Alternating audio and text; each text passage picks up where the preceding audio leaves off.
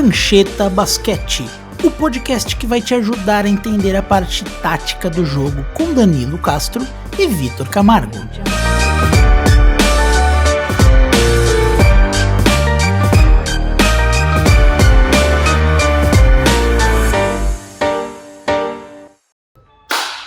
Bom, pessoal, com muita alegria nós estamos aqui para mais um podcast Prancheta Basquete, e nesse momento da temporada, cara, é simplesmente sensacional. Hoje a gente vai dar uma passada aqui na NBA, tudo que está acontecendo, lógico. Trouxemos nosso especialista, o Pereira, do site Tabela de Ferro, e eu já falo para vocês, cara, quem não conhece, por favor, acesse ali. Se quer saber de basquetebol europeu, de Euroliga, Eurocup, Liga CB, Tabela de Ferro, confesso, Pereira, que eu sempre, antes das transmissões, dou uma olhada lá. Sempre a opinião dos caras é realmente muito boa, muito importante. E o nosso Vitor, né, meu? Torcedor do Boston, criticou bastante, mas agora parece que tá um pouco mais feliz hoje, né? O Tatum, que era o vilão, agora é o herói. Eu não consigo entender, não. Mas tudo bem, vamos embora, gente. Brincadeiras à parte, aqui a gente tem bastante coisa para discorrer aí com vocês e a NBA tá pegando fogo, hein, gente? Não só a NBA. Essa é a hora para ser fã de basquete. Daqui a pouco, acho que em 2 dias, começa o Final Four em Kaunas da Euroliga, depois de uma rodada de quartos de final espetacular. NBB, quase tivemos uma zebra com o Franklin e Facisa. Agora temos o São Paulo fazendo 2-0 no Flamengo. E na NBA, jogo épico entre Lakers e Nuggets, reedição das finais da bolha, final de conferência da bolha, e o Spurs ficando com o Victor Wembanyama na escolha do draft. O Spurs, esse time, eu sempre vou falar mais disso depois, mas eu não posso deixar de frisar isso. O Spurs é um dos times mais consistentemente bons da história do basquete NBA. 3 vezes eles tancaram. Primeiro eles saíram com o David Robinson, a segunda com o Tim Duncan, e agora eles vão sair com o Victor Wembanyama. É Macumba das boas, é uma zica muito forte, e os caras conseguiram de novo e eu tô muito feliz. E honestamente, acho que o Emba, o melhor técnico que ele poderia pegar. Melhor situação como um todo, eu acho. Melhor situação como um todo, o cara gosta de europeu, tem paciência, baita desenvolvedor de talento, acho que... Dentro e fora das quadras. Dentro e fora das quadras, acho que tudo tá convergindo aí para realmente esse garoto aí se tornar uma das maiores estrelas da liga aí. Você sabe o que é mais legal? A gente pode considerar que foi uma vitória do basquete. Foi uma vitória do basquete. Eu fiquei muito feliz com o resultado. Pela conjuntura da situação, como falou, foi um rebuild muito curto, mais uma vez, assim, e tudo dando certo, você vai ter aí com mais um super prospecto com potencial de virar uma super estrela, um jogador lendário. Muito bom. Time sem pressão, né? Um time que tá todo mundo, vai dar o tempo ao tempo pra reconstrução. Isso vai ser um elenco de apoio muito legal. Devin Vassell teve um salto ano passado, Keldon Johnson, Jeremy Sochan foi bem ano passado. Vários bons roleplayers, faltava a estrela, faltava um cara. E agora chegou o cara mais cara desde o LeBron, foi assim que eu vou entrar na liga. Tem até o... Só desculpa aqui pela minha tosse, por esse barulhinho chato de fundo, fazendo obra bem aqui do lado, tá? Que talvez a cidade de San Antônio seja aquela cidade de cultura de basquete até mais próxima de alguns lugares da Europa. E é o que o Danilo sempre fala, é essa questão da cidade viver basquete, viver ter basquete. E agora sim, vamos lá, o Wembanyama não é um cara que vai passar desapercebido na rua. Não. Agora, se coloca ele em San Antônio, especificamente, que é uma cidade pequena, onde todo mundo vai saber quem é ele, e você vai olhar quem eram os times que estavam disputando ali para ter a primeira escolha, ficaram nas próximas escolhas. Houston, bagunça completa, não tem armador. Portland, você ia ficar preso entre o Lillard agora, um time mais jovem do futuro, eu acho que ele ia ficar preso num lugar ruim. Charlotte, zona. Então, também acho que o mais importante é ele cair no lugar certo. Sim, Houston, você fala pro armador, ia ser pior se o Harden voltasse. É verdade, o Harden voltando. Com esse menino lá, você imagina? Ele segura um pouco demais a bola, imagina em Houston ainda, então acho que o que de melhor poderia acontecer para ele, para o desenvolvimento, como você disse, Pereira, o basquete ganhou. O basquete ganhou e na mão do Pop que... Só tem um problema com esse resultado. Mas tinha que colocar o cara na Costa Oeste, velho. Costa Oeste, é o fuso horário ruim, a gente passa jogo 11 da noite aqui no Brasil, eu vou ficar morrendo no dia seguinte, não zumbi, pra ver o Wembanyama. Mas tá bom, a gente vai falar muito do Wembanyama pela frente, mas tá bom. lá. Antes disso não, na verdade, ao invés disso, não que eu não esteja com vontade de falar do Bahia, mas vamos lá. Finais de conferência e o primeiro ponto que eu acho que todo mundo destacou, repetimos os finais de conferência da bolha, né? A gente tem Celtics e Heat, em circunstâncias muito diferentes, acho que vale destacar. Do outro lado a gente tem Nuggets e Lakers. E eu tava ouvindo o podcast do Zach Lowe e ele comentou uma coisa muito engraçada. Tem, acho que 4 jogadores, tem 5 jogadores que estavam naquelas finais de conferência da bolha, no Conferência Oeste, Lakers e Nuggets, e estão agora pelo mesmo time. Jokic, Murray, Vlatko Kanker, LeBron e Davis. Por outro lado, nós temos Kentavious Caldwell-Pope no Denver, que estava no Lakers, né? E nós temos, do outro lado, Vanderbilt, Malik Beasley, que estavam em Denver, nas finais de conferência. Então, assim, pra mim é um exemplo do quanto mudou desde então. E a principal mudança, talvez nesse sentido, seja Denver chegou como favorito na série.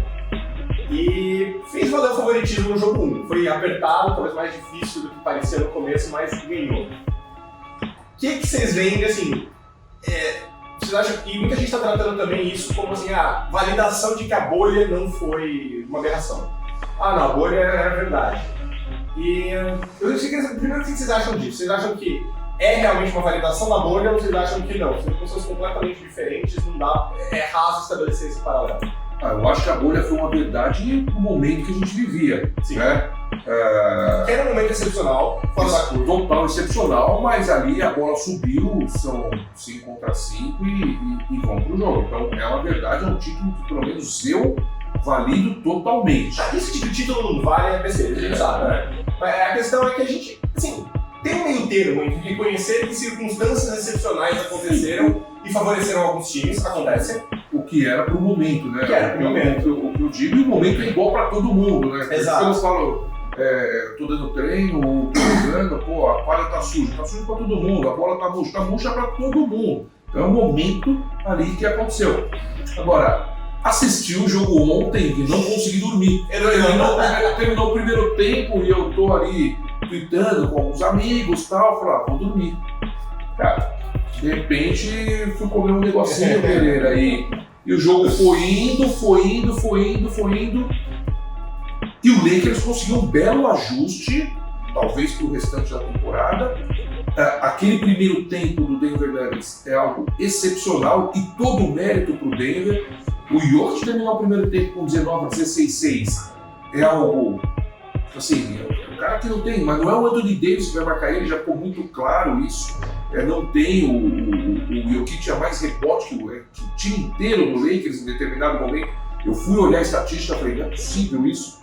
Jamal Murray muito bem, Porter Jr. muito bem, achei o Schroeder totalmente dominado pelo Jamal Murray, assim, mas num nível muito discrepante, que o Murray para mim é mais armador, mas não no nível que ele tem mostrado.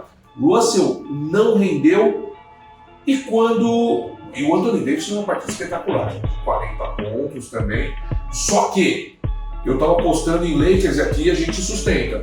Lakers em 6. Vamos falar de aposta daqui a pouquinho. Tava apostando em Lakers em 6. Ele tinha que ganhar esse jogo 1, porque para mim ele despendeu muita energia para não vencer o jogo, e não foi isso que ele fez nos outros playoffs. Ele ganhou 1, o 2 ele tentou, não dava, já segurava para jogar tudo em Los Angeles.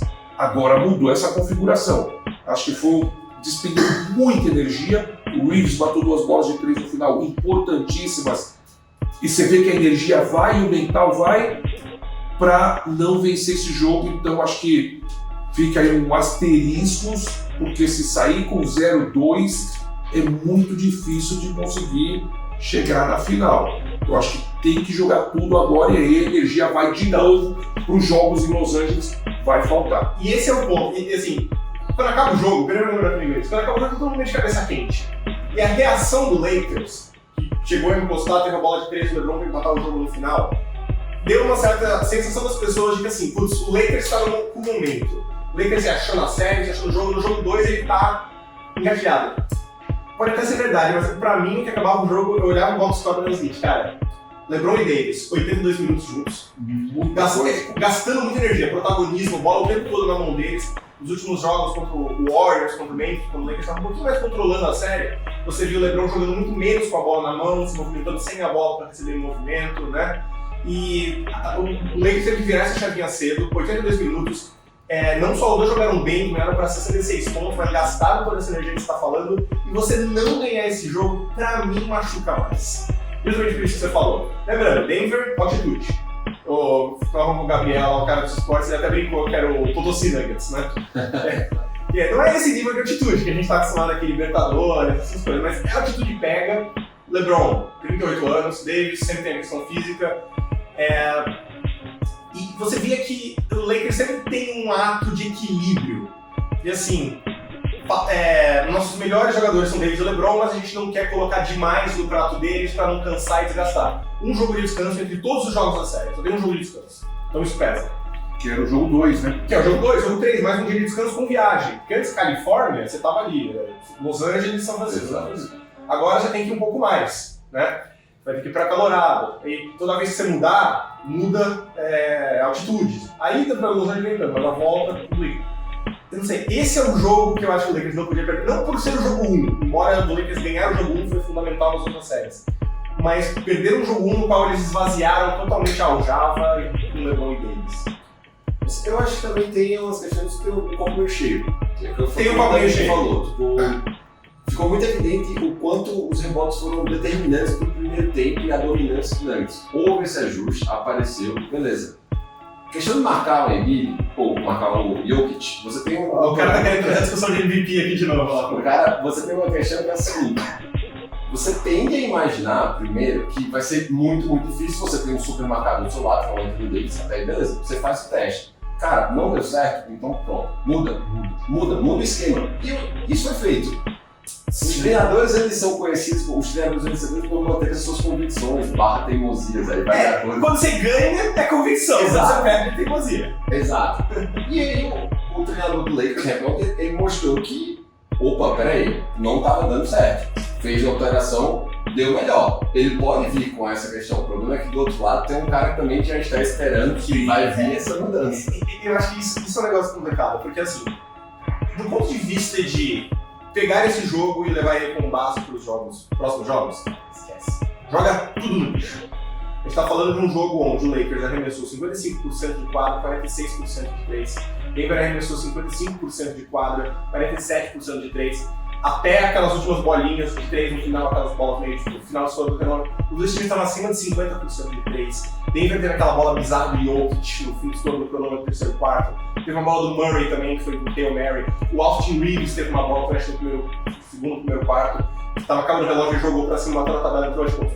O nível do que os americanos chamam de shot making, que é você fazer um arremesso difícil, não vai sustentar. Não vai sustentar. Até esse placar de 132 a 126. Eu até mandei um vídeo num grupo da defesa do Lakers sobre o Curry. É uma defesa que, assim, ela se ajustou muito depois das trocas, né? Foi uma defesa muito boa. E o primeiro tempo, ele acabou 70 e pouco. Caramba, 70 pontos no primeiro tempo não tem como, né?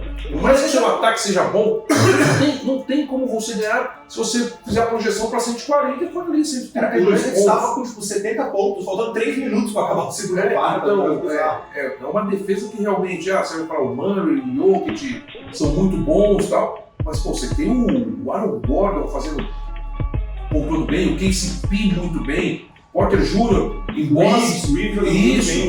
bolas bem trabalhadas, né? Então uma defesa que tomou ali mais de 70 pontos em 24 minutos, acaba desestabilizando a gente. E aí, falando um pouco mais atlético, tem o cara que defende, tem o Smart, o Robert Williams, você tem o Adel, mas o jogador do basquete, ele fica confortável quando ele cai sexta, cara. Não tem jeito, sua bola começa a cair, você vai jogar de 3 pontos de esquerda, aquela bola que você falou do Jokic, do estouro, enquanto o Davis com a mão na cara dele, ele pôs a bola atrás da cabeça e a bola caiu. E você vai ver que não é uma matemática simples, mas Quanto chegou quando o Reeves teve uma bola para chutar de 3 pontos? Estavam 3 pontos, a bola está empatada, é uma batida para dentro. O jogador automaticamente já não vai querer essa de 3 pontos. e mesmo assim o Lakers teve chance, né? Faltou gás ali pro LeBron, até por causa de tudo isso. Falei, não quero antecipar coisas com o LeBron, mas assim, o Lakers gastou todas as armas que tinha e você viu que teve um peso no final. O LeBron estava cansado, teve aquela bola de 3. Ele tinha o Jamal Murray, que foi o matchup que ele caçou o jogo inteiro. O Lakers perdia por 3. Tinha 18 segundos no relógio, em vez de ele bater pra dentro, ele subiu para o arremesso de 3. Visivelmente sem gás. Logo depois teve um turnover. Depois o turnover não voltou em transição. Mais um Mas você meio sabe esse turnover, o erro foi do Reeves, cara. Aquele passe não se dá em meio metro pro cara com o Jokic na frente. Na hora eu falei, o que o Reeves fez, né? Porque você viu, ele foi passar a bola no meio da perna, não tinha o que fazer ali. Né? Então ele foi passar no meio da perna, o Reeves aquela bola, ou ele vai pra cesta, ele dá na zona morta, ele procura alguém aberto, ele deu pro LeBron em meio metro. Esse erro eu coloco na conta do Reeves, o arremesso, sim. Poderia bater pra dentro, já tava sem impressão que ele nem pulou, aquele pulo pra baixo. Ele caiu pra trás, meio pra trás. Um Wade 3, eu sabia. Mas essa bola do Reeves, realmente, que o Murray tocou na bola, o erro é total do Reeves. Eu concordo, mas é aquela coisa, o LeBron, com energia, ele consegue consertar. Faltou aquele gás a mais. Raciocínio também. E quando a bola ficou solta um segundo, você viu que ele nem consegue mergulhar na bola, ele tava cansado. E é isso que eu digo sobre o problema do Lakers. Gastar, não é um problema, porque obviamente tem que gastar a flecha, mas fez isso e não saiu com a vitória, e isso é complicado. Mas pra mim esse é o detalhe que eu acho que precisa de mais ajuste para o próximo jogo. É a batalha do backcourt, porque ontem o Murray... Vamos entrar no aspecto tático, então, na questão, porque ele estava primeiro passando aqui o geral, falando sobre o aspecto tático, pode puxar esse assunto. A batalha do backcourt, por quê? Pegando até a experiência do Danilo como jogador, você tem umas questões dos intangíveis que entram em quadra. Fala-se muito assim, que o Schroeder ele é um dos principais assim, provocadores, que o tal entrar na mente. Ele entra na mente muito dos adversários. Ontem ele ele é chato. Ontem ele foi completamente assim, amassado. Não sei assim também se tem uma questão de consequência, porque ele tomou uma técnica, ele foi excluído no jogo contra o Golden State, achando aquela coisa que ele é jogador All-Star, mas que ele não é, e ele foi dar meio aquela provocação do All-Star e tomou uma segunda técnica. Não imagino que tenha sido isso, porém, pra mim, eu acho que a grande diferença do confronto de ontem está muito relacionada à vantagem que o perimetral, de função mesmo, inclusive, que o Denver teve. Eu fiquei muito confuso um pouco com a forma como o Lakers marcou o Jamal Murray. Porque isso vai passar pelo Jokic, que pra mim é o ponto principal da série, mas eu entendo que com o Davis marcando o Jokic, você não tem proteção de garrafão, então você não quer o Murray infiltrando. Mas eu achei que o Lakers deu os arremessos um pouco fácil demais pro Murray. Passando por baixo de corta-luz, às vezes fazia aquela açãozinha, quase um handoff que ele faz pro Jokic na quina do garrafão. Toda hora o Lakers estava dando espaço. Acho que teve umas 3 cestas seguidas no final do segundo período, quando o Lakers estava ameaçando encostar, o Denver estava segurando ali. O Murray estava conseguindo chegar naquele ponto que ele adora ali, bem, de lado mesmo pra cesta, nos arremessos de meia distância, quase livre, assim, que o Lakers não estava pressionando ele. Vitor, e eu vou de uma forma diferente. Quantas vezes você viu um apontando pro outro? Eu acho que eles estavam desligados, faltando comunicação daquilo que eles haviam treinado.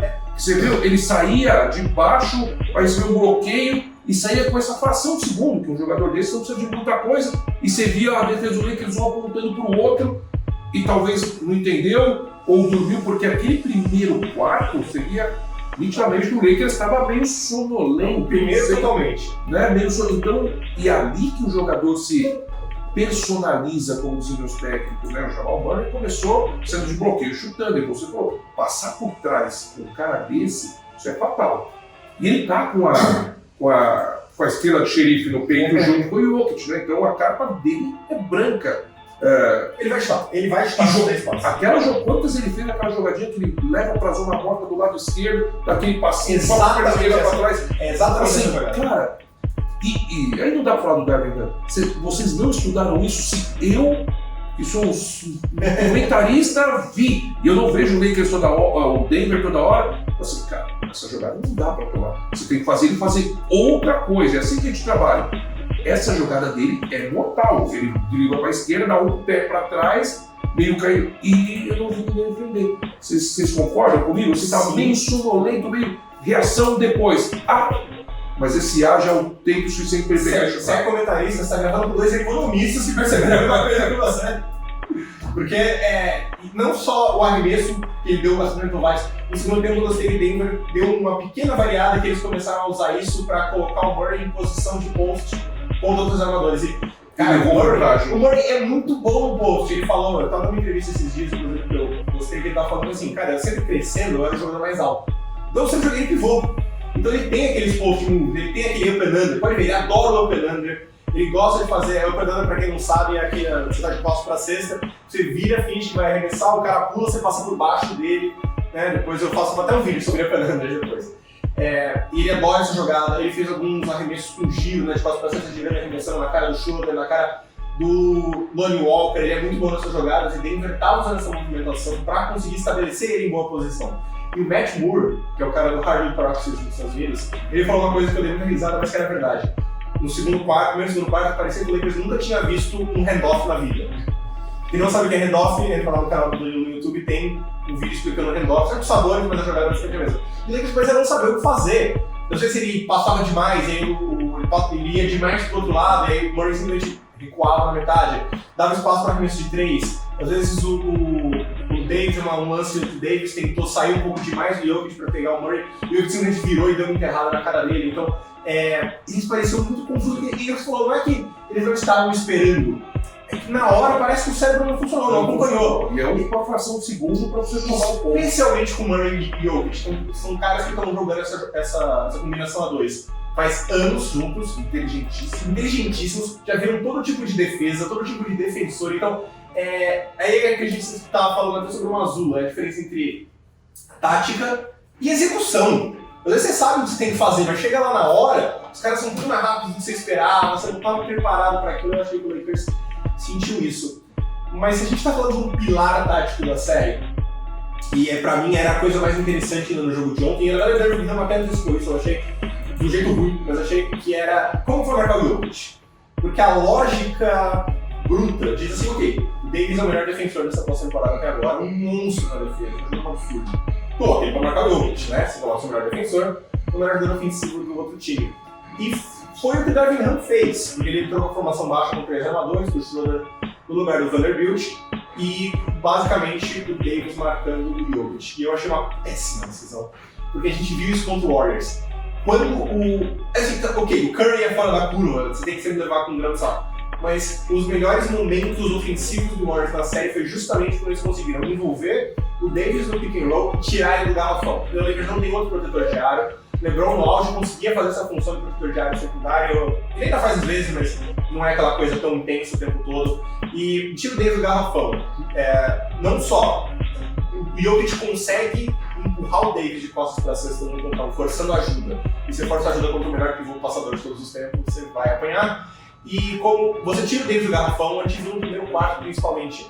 Cara, era uma série de bandejinhas enterradas e arremessos fáceis perto do aro que não estão disponíveis se o Davis está perto do garrafão. E mesmo quando errava um monte de rebote de ataque, o Davis estava mal posicionado, tinha que vir de fora. E o Jokic é muito bom usando o corpo box-out, protegendo o rebote. Se o Davis tem que vir de fora para dentro para pegar o rebote, ele vai perder esse rebote. Então, Pereira, não sei o que você acha. Para mim, o Davis, concordo, o melhor defensor, como homem da ajuda. Exato. Entendeu? Nesse 1 contra 1, até para poupá-lo de falta, também a decisão E é lógico, nós estamos comentando sobre a obra pronta, né? Se ele vai lá e defende o cara faz 20 pontos. Eu falei antes. Mas eu acho assim, ele vindo na ajuda, porque até para poupá-lo de falta de um homem que tem ali 30-35% do jogo, a bola na mão, também não acho que foi uma decisão inteligente você sair com os homens baixos e colocar ele direto, porque ele foi muito bem realmente, mas vindo como homem de ajuda, pegando o bloqueio, não, porque é muito difícil você bloquear o cara que chuta.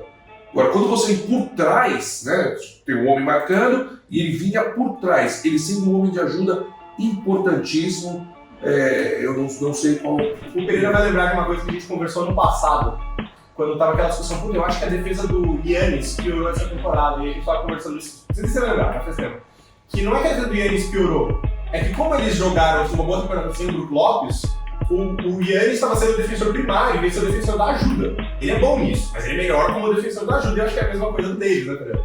Não só o lance técnico, mas assim, é uma questão de personal mesmo, assim, de elenco, porque o Lakers está sem um big pra gente colocar No lugar dele, no né? lugar dele. Não tem. O Mono não voltou ainda. E mesmo assim, tipo, é aquela coisa, a gente não sabe, nós não imaginamos que o impacto vai ser tão grande, mas a gente não tá tendo nem a chance de testar, de saber se o cara vai ter um descanso de 5, 6, 7 minutos, ele vai ter esse instinto pra poder fazer a diferença no bom score. Então isso tá pegando. E a gente falou aqui que assim, Memphis, se tivesse com o Adams, ou até com o Brooks, era uma série mais complicada pro Lakers, por causa do futebol de ataque, porque ia povoar mais o garrafão, é onde o Lakers faz a vida deles. Tava sem? Não conseguiram. Warriors não é um time de garrafão. Essa é uma série onde a falta de um pivô pra jogar... Pra mim, a melhor formação do Lakers é o Davis de pivô. Mas essa série em específico e esse confronto específico é uma série onde vai fazer falta um segundo jogador de garrafão do lado do time deles. E pra mim, a grande questão que eu tinha no começo da série, entrando na série, eu até falei disso no Twitter, é o seguinte: como que você vai defender o Jokic? Porque Você não arriscaria o Thompson? Não. Nem arriscar? Não é essa altura do campeonato.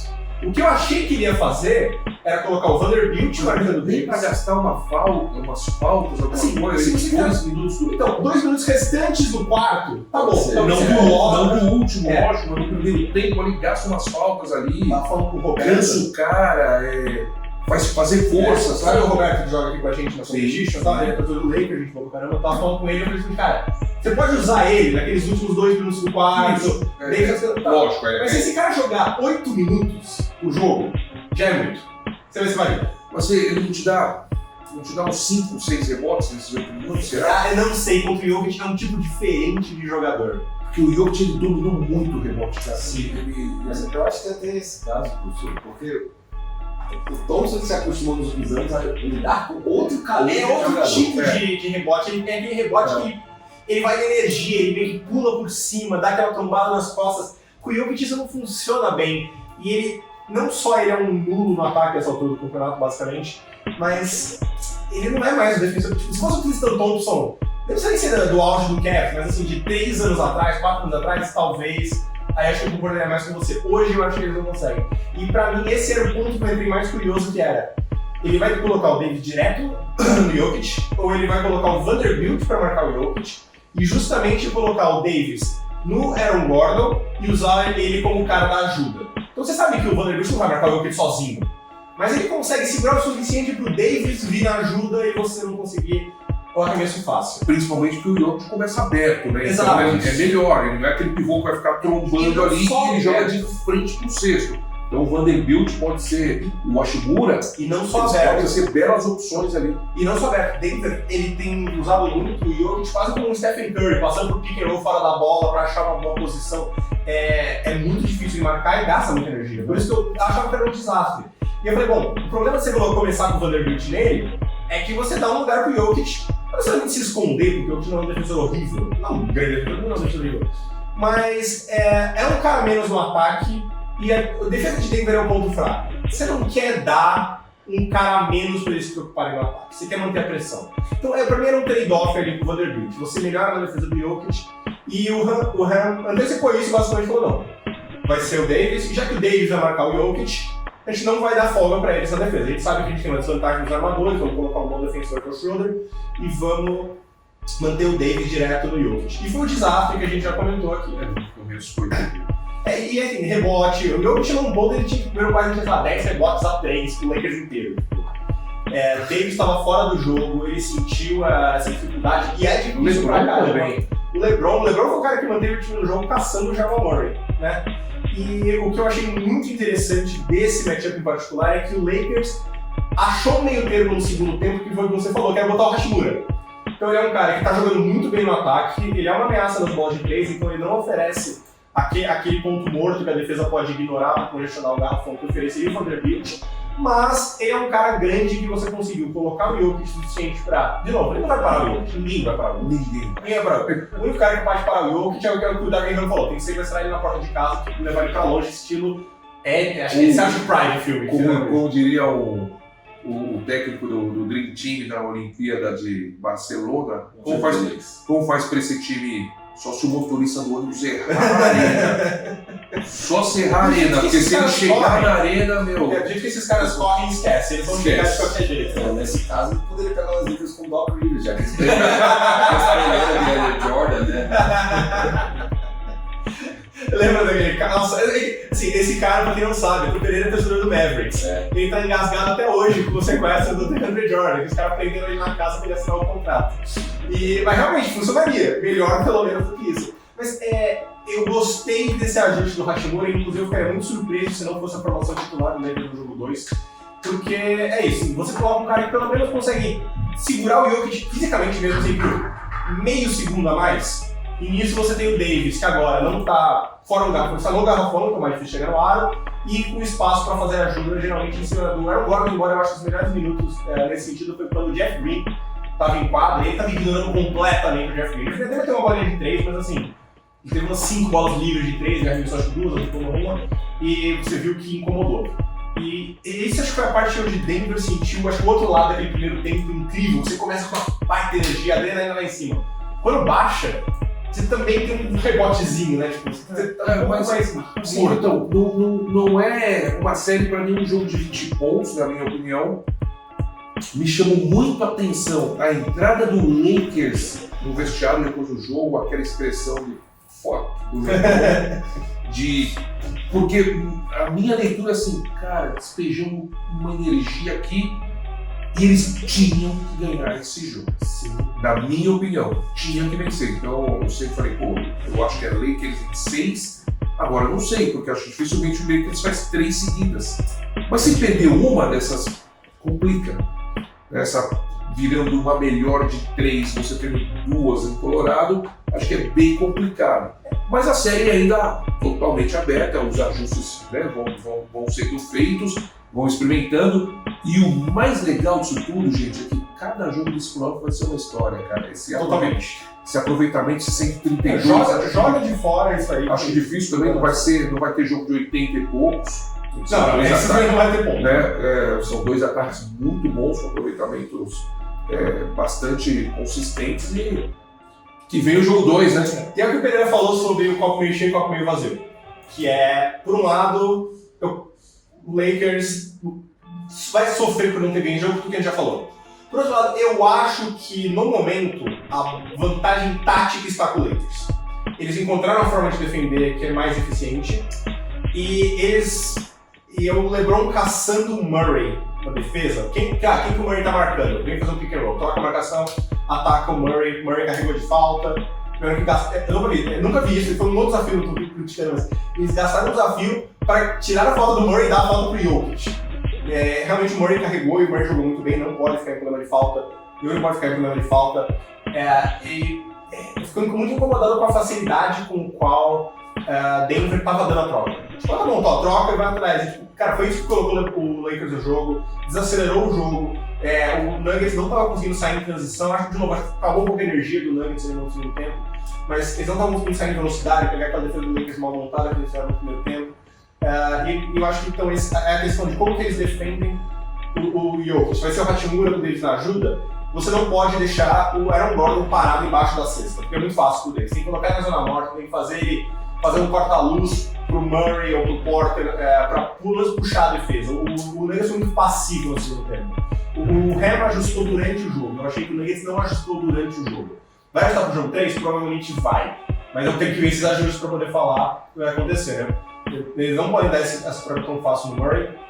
E eles não podem deixar o Davis tão confortável marcando o Aaron Gordon. Porque essa é a defesa padrão da NBA hoje, né? Quem é o pior realizador do outro time? Beleza, coloca um pivô lá, esse cara vai basicamente usar esse cara pra sair na ajuda, né? E a grande questão dos times que tem que responder hoje é como que a gente evita isso. Por exemplo, no caso do Warriors, ninguém marca o Draymond Green no perímetro. Mas se dá a bola do Draymond Green no perímetro, vem no handoff com o Stephen Curry ou o Klay Thompson e não tem a ajuda do pivô, amigo, um abraço.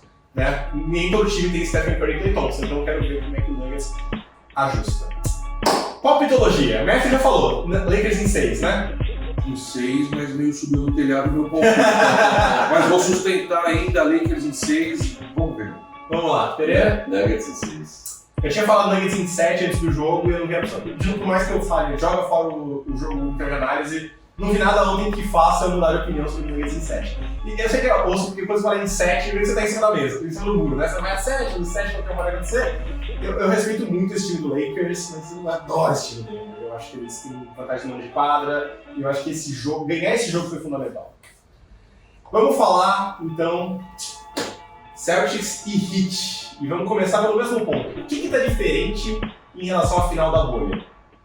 E a primeira e mais óbvia coisa que aparece é, cara, a gente tá falando do Celtics, que é o número 2, contra o número 8, em vez do Miami, que era o time com vantagem naquela série. Fora toda a experiência adquirida, né, nesses anos também. Para mim, o Celtics é bem mais time, mas são duas equipes. O Miami chega num momento, na minha opinião, melhor, né, vem ali fazendo coisas que você não espera. E os Celtics, às vezes, você não sabe o que esperar. Né? Você tem um jogo do Tatum de 50 pontos, que a gente falou aqui no último podcast. O Tatum é bandido, é vilão, ou ele é mocinho, eu defendi ele. Mas você não sabe. Olha essa. Você não sabe o que você espera do Boston Celtics, assim, em termos de atuação, né? De repente, uma equipe que vai e é capaz e tem time para ser campeão da NBA. Esse é um elenco que pode ser campeão. Agora, pode ser um elenco que pode tomar um 4-1 do Miami e todo mundo virar e falar: o que aconteceu aqui? Time, no papel, eu acho o Celtics de longe o melhor de sobrar. Muito melhor. Na vida real, aí coisas como Denver, aquele entrosamento pesa, questão técnico pesa. E assim, eu já não vou bater essa moeda, mas a inconsistência dessa Celtics é surreal. E o Tatum, assim, gente, deixa o Tatum estar num jogo 1 de 14 no terceiro quarto, jogo 6 fora de casa, o time ser eliminado, de repente ele mete 14 pontos no quarto período e 51 pontos no jogo 7. Mas aí é o craque, né? Aí é o craque, é um caso à parte. É um caso à parte. Em relação ao jogo 7 especificamente, eu acho que o jogo 7 ele tem que ser levado para a mesa e dizer assim, cara, é assim que a gente tem que jogar, nessa razão de uso. Usa o Tatum assim, tipo, muito, depois sobra mais pro Brown, depois sobra mais. Faz essa proporção, não deixa o Smart chutar tão muito. É lógico. E 51 pontos chama atenção. Cara, o que ele fez na cabeça foi incrível, mas pra mim, o que tornou esse o melhor jogo da carreira do Jason Tatum que eu vi ele jogar, pra mim foi o passe. Porque era aquela coisa, chegou um ponto onde o Sixers tava simplesmente dobrando a marcação como se ele fosse o Stephen Curry cruzando o meio da quadra. Ele tava sabendo, quando você segura, porque a defesa não se comprometeu com a dobra, vem a dobra, solta pro Smart, joga 4 contra 3 como se o Smart fosse o Draymond Green, né, não. A tomada de decisões do time inteiro estava excelente. Esse cara corta, porque a gente falou isso num outro podcast, parece ser no último. O Celtics desse ano é um time muito menos de jogadas desenhadas e muito mais de pequenas movimentações iniciais, lê e reage. E tem muitos momentos onde esse time trava. Ele não sabe o que fazer, ele demora para começar, ele pausa um segundo a mais do que devia. O jogo 7, para mim, especialmente no segundo tempo, foi quando esse esquema funciona à sua perfeição. Porque assim, todo mundo tá ligado, todo mundo tá tomando as mesmas decisões, todo mundo tá pensando junto, né, que é a mentalidade de colmeia mesmo. Ali é quando esse esquema do Mazzulla de não ter jogadas brilha. Porque as decisões estavam sendo bem tomadas, os jogadores estavam sabendo exatamente o que tinha que fazer, quem tinha que ir onde. Esse é o outro lado da moeda. E se essa série fosse jogada no papel, sem brincadeira, eu acho que é uma série pro Celtics ganhar em 4 ou 5.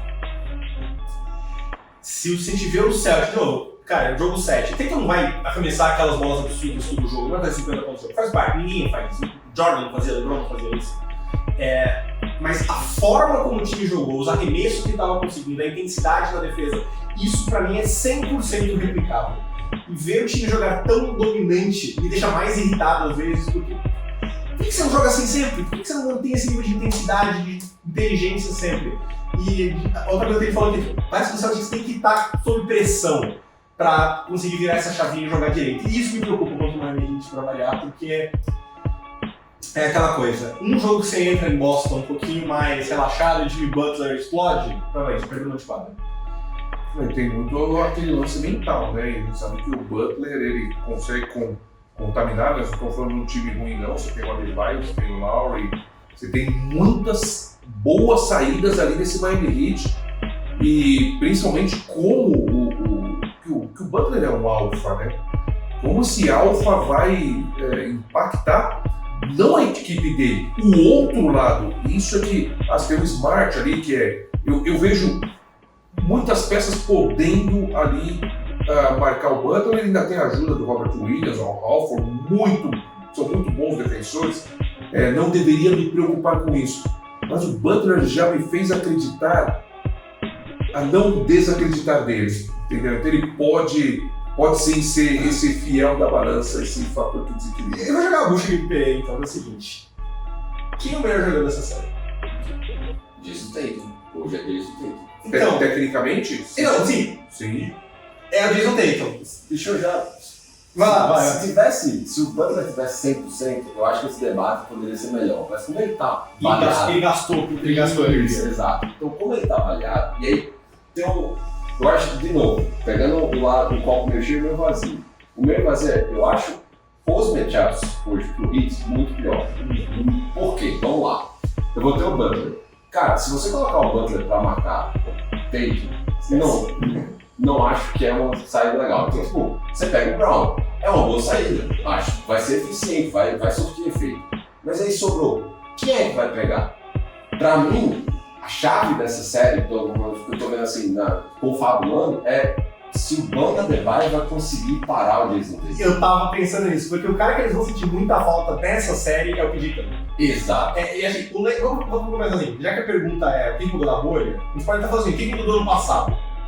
E tem várias coisas que a gente já discutiu nesse podcast também sobre assim, cara, a gente não tá tão afinado que no ano passado. Em termos de mudança de pessoal, a falta supostamente a falta do Tyler Hero, que não deveria jogar, mas vai saber, eu acho que é o PJ Tucker porque é aquela coisa, você realmente não tem que marcar o Jason Tatum de andar. Você não pode colocar, eu gosto do Lowry, mas cara, o Lowry não vai conseguir, especialmente a cidade, tem coisa de tamanho. Mas isso é uma coisa, a gente, só voltando uma série anterior, a gente viu isso. Uma coisa que todo mundo sabia era o Austin Rivers vai marcar o Michael Porter, e o Michael Porter tem uma vantagem de, sei lá, 5 pés de altura. Arremessa por cima dele, a gente viu ele fazendo isso. E uma coisa com o Lowry, cara, tá bom, ele é chato, ele não vai sofrer de costas. Ele é forte. Ele é forte, mas, cara, você não quer o Jason arremessando por cima dele, jogar dele. Tyler Hero não consegue marcar ninguém. Max Strus, ok defensivamente, mas assim, esquece. Duncan Robinson, Kevin Love.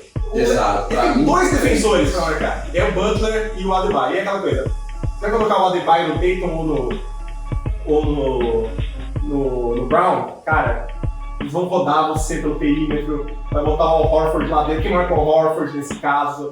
A Butler não tá marcando isso. Existe uma falta de opções na ala pro Miami Heat que pra mim é um que você tem que explorar. Porque ele falou assim, o Heat tem um cara capaz de marcar Tatum ou Brown, que é o Butler. Você quer realmente desgastar o Butler tudo isso, considerando o quanto você sofre no ataque fora dele para gerar ataque? Né? Tá, beleza, vamos deixar ele no Marcus Smart ou talvez Derek White. Depende de como é que for ser a formação titular, vamos ver. Eu acho que só vai voltar com a formação mais baixa. Tá bom. Boa sorte, vivendo com o Struz e... Sei, quem é o outro titular que eles estão jogando ultimamente? Em cima do Gabe Vincent marcando alguém. E, cara, o Celtics, pra mim, o principal motivo pelo qual eu acho o Celtics um time tão bom em playoffs, de novo, na teoria, não necessariamente na prática, é que assim, é o que eu falei, defesa nos playoffs, como é que elas tratam o jogo hoje? Escolhe o pior adversário no ataque e coloca alguém nele que possa fazer ajuda e não, esse cara não vai te castigar. Boston não tem esse cara. Boston não tem um jogador que você possa largar. Eu vou esconder o Max Strus no Marcus Smart. Cara, a gente viu o Maxey no Marcus Smart no jogo 7. Tem que simplesmente chamar o Marcus Smart pra fazer o quarta-luz. O Marcus Smart é um bom cara fazendo o quarta-luz. Derek White é bom fazendo o quarta-luz. Boston é quando quer, porque tem vezes que eles pais que esquecem de fazer isso, mas quando quer, eles são muito bons em fazer esses pick and rolls, esses quarta-luz não convencionais, que você traz um armador fazendo pro pivô, um ala fazendo pro pivô, um ala fazendo pro outro ala.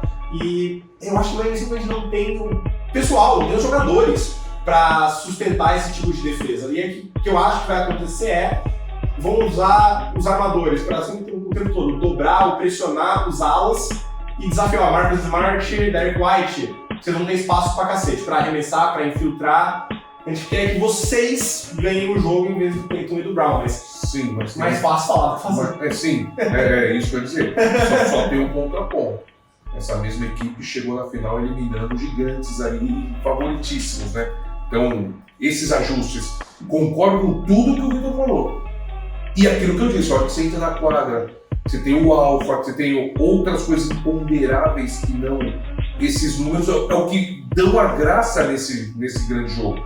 Porque o Vitor foi perfeito. Não tem. Se você pegar o papel e puser equipe por equipe, você puser os matches aqui, puta, não dá. Você vai olhar, só não dá.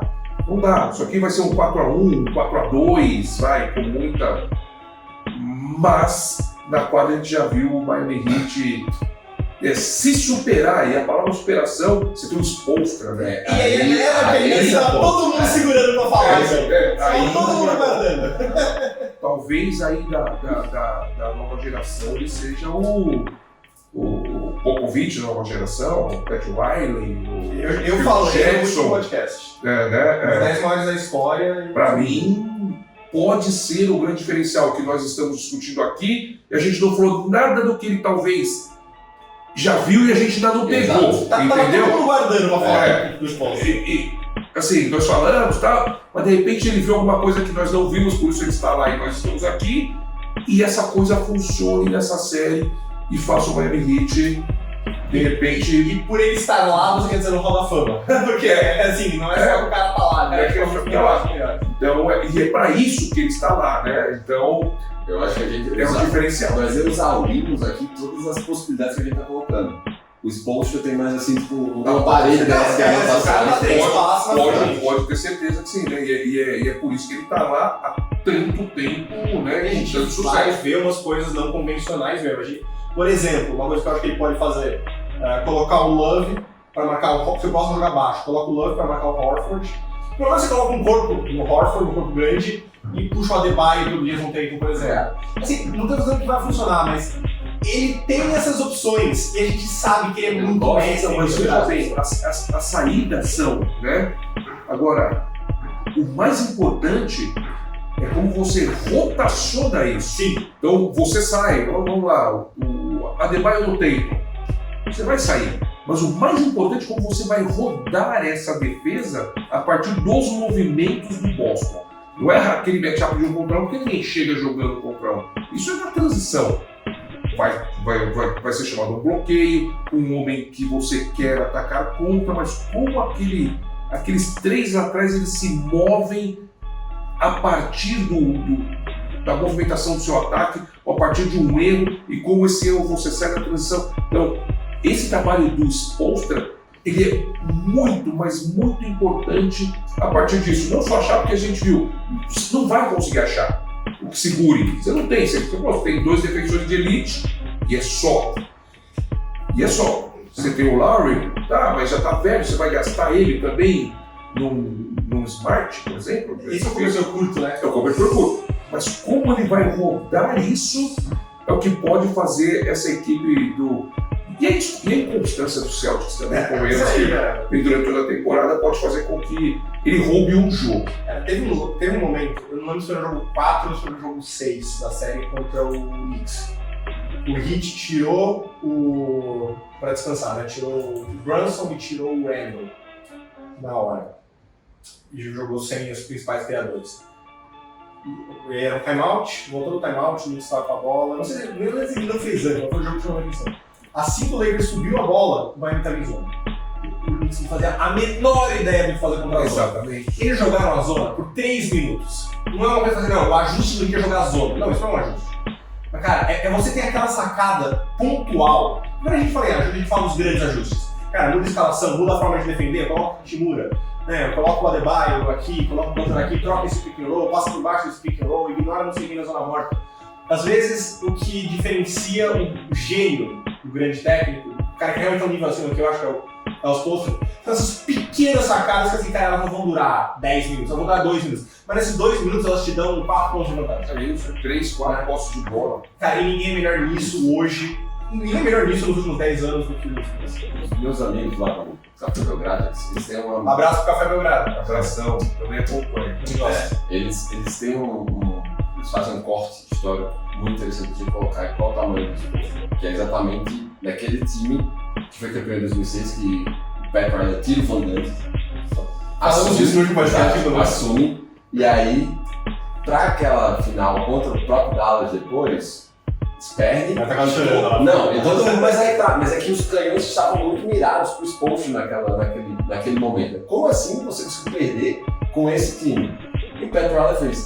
Calma. Segura. A gente falou a exata mesma coisa no último podcast. Então, assim, se talvez discutivelmente a maior mente do basquete batizou, né? Que comprou a briga, é porque certamente. Se o Pat, a gente falou exatamente a mesma coisa. Se o Pat Riley te bancou, você tá fazendo alguma coisa certa. Sim. Tem alguma coisa acontecendo ali. E assim, literalmente tudo que veio depois comprovou que ele estava certo. E eu acho que existe um mismatch grande entre Mazzulla que eu reclamei bastante. Acho que ele foi bem no jogo 7, acho que ele fez bons ajustes. Eu acho um técnico fraco e eu falei, não é questão do técnico, mas assim, é uma comissão técnica que perdeu o Hart, perdeu o Damon Sotomayor, é uma comissão inexperiente. O cara, Spolstra, puta, macaco velho, o cara sabe tudo, o cara já viu tudo, o cara já enfrentou vários tipos de técnico, como a gente tá falando de dentro. É muito mais fácil pra ele saber o que o Mazzulla vai pensar e já ter uma catamanda do que o Mazzulla antecipou o que ele vai fazer. Não, com certeza. Isso não é nenhuma crítica. E você vai falar do Mazzulla também, ele pegou. E assim, é um cara que eu gosto, eu respeito demais, né? Ele pegou um Doc Rivers e não é ser bom ou ruim. Você imagina o tamanho da pressão que vem no sétimo jogo. O Harden tem aquele carimbo de chega no playoff vai. O Embiid já saiu atirando por todo lado. O Doc Rivers, mais um jogo 7. Pô, tava na mão a série. Né? Então você fala assim, foi um pouco mais tranquilo do que vai ser agora. Assim, por um lado, baixinho de fogo, né? Você passou por uma pressão zona.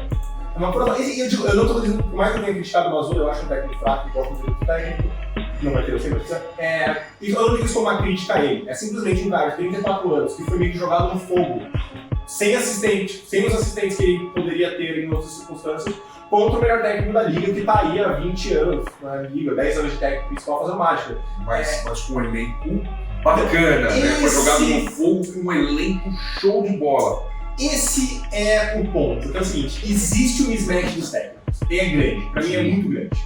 Né? Isso é o que me preocupa como torcedor dos Celtics.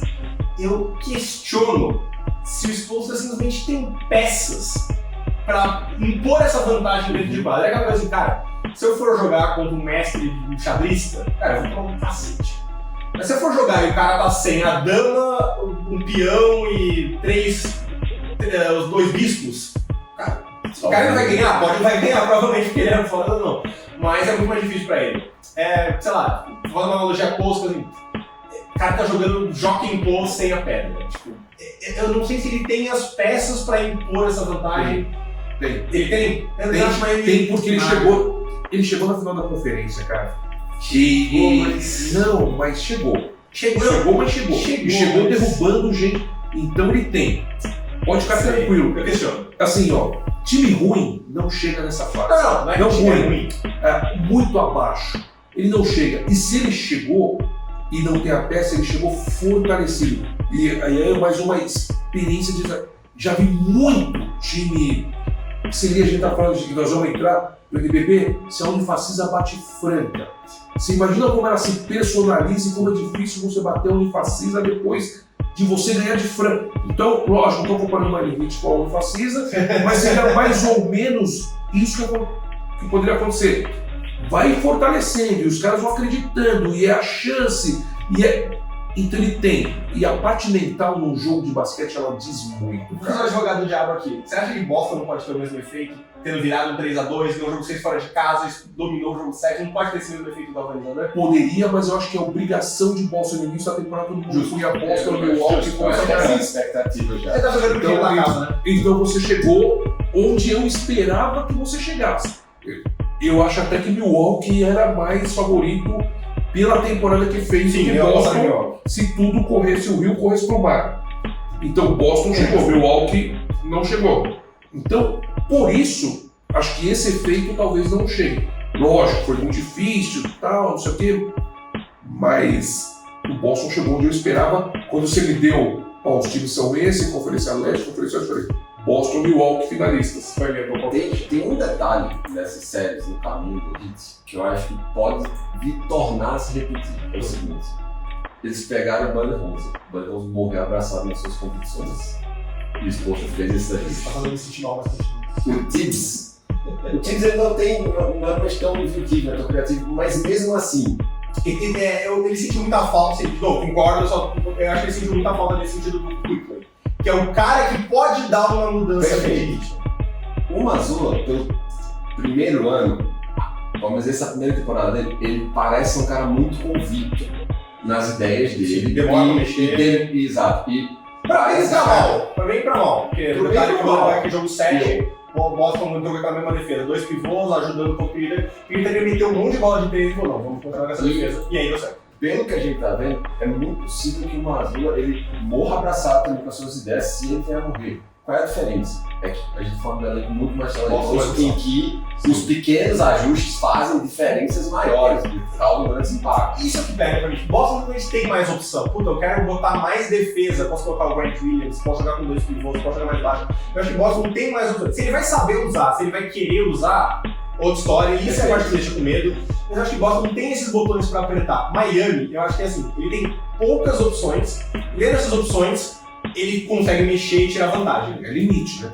Eu acho que o Miami tem um limite de opções melhor. Mesmo que você tenha um técnico melhor em tirar o máximo das opções limitadas, eu acho que Boston tem um pouco mais de talento. E sempre tem profundidade, assim. Cara, eu gosto do Gabe Vincent, é um bom jogador. Se você precisa que ele jogue 30 minutos por jogo, 34 minutos por jogo, você já tá dando um pouco mais, 10 minutos a mais do que eu acharia ideal. Duncan Robinson, ele vai jogar quanto? Ele vai ter aquele jogo que ele vai acertar tudo, mas no jogo que ele não vai acertar, puta, esse cara vai ser um alvo gigante da defesa. Tipo, você tem uma opção pra deixar ele no banco, que não seja jogar 40 minutos por dia, 45 minutos por dia no Butler, pra desgastar ele? Isso é o que me preocupa, e por isso o meu palpite é Boston em 6. Seria em 5 se eu tivesse um pouco mais de confiança na consistência do Celtics. A gente sabe que vai ter aquele jogo que eles vão estar desligados, que eles não vão trazer o melhor jogo, mas eu ainda acho que a diferença de talento é maior do que era pra Philly, e eu acho que ela vai fazer sentido. E aproveitando, né, o sucesso do nosso podcast, viu, Pereira? Número 1 da Apple Podcasts em basquete. Convido todos vocês a acompanhar as finais da Conferência Leste na Band 9h30.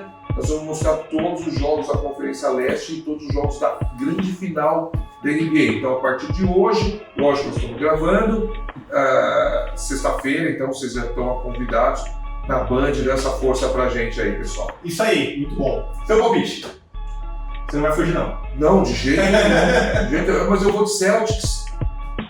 Eu preciso falar um 4-2, 4-2, 4-3, mas assim, eu torço para 7 jogos, mas acho que 4-2, acho que não chega, principalmente esses 2 jogos em Boston. Agora tem que fazer o dever de casa, né?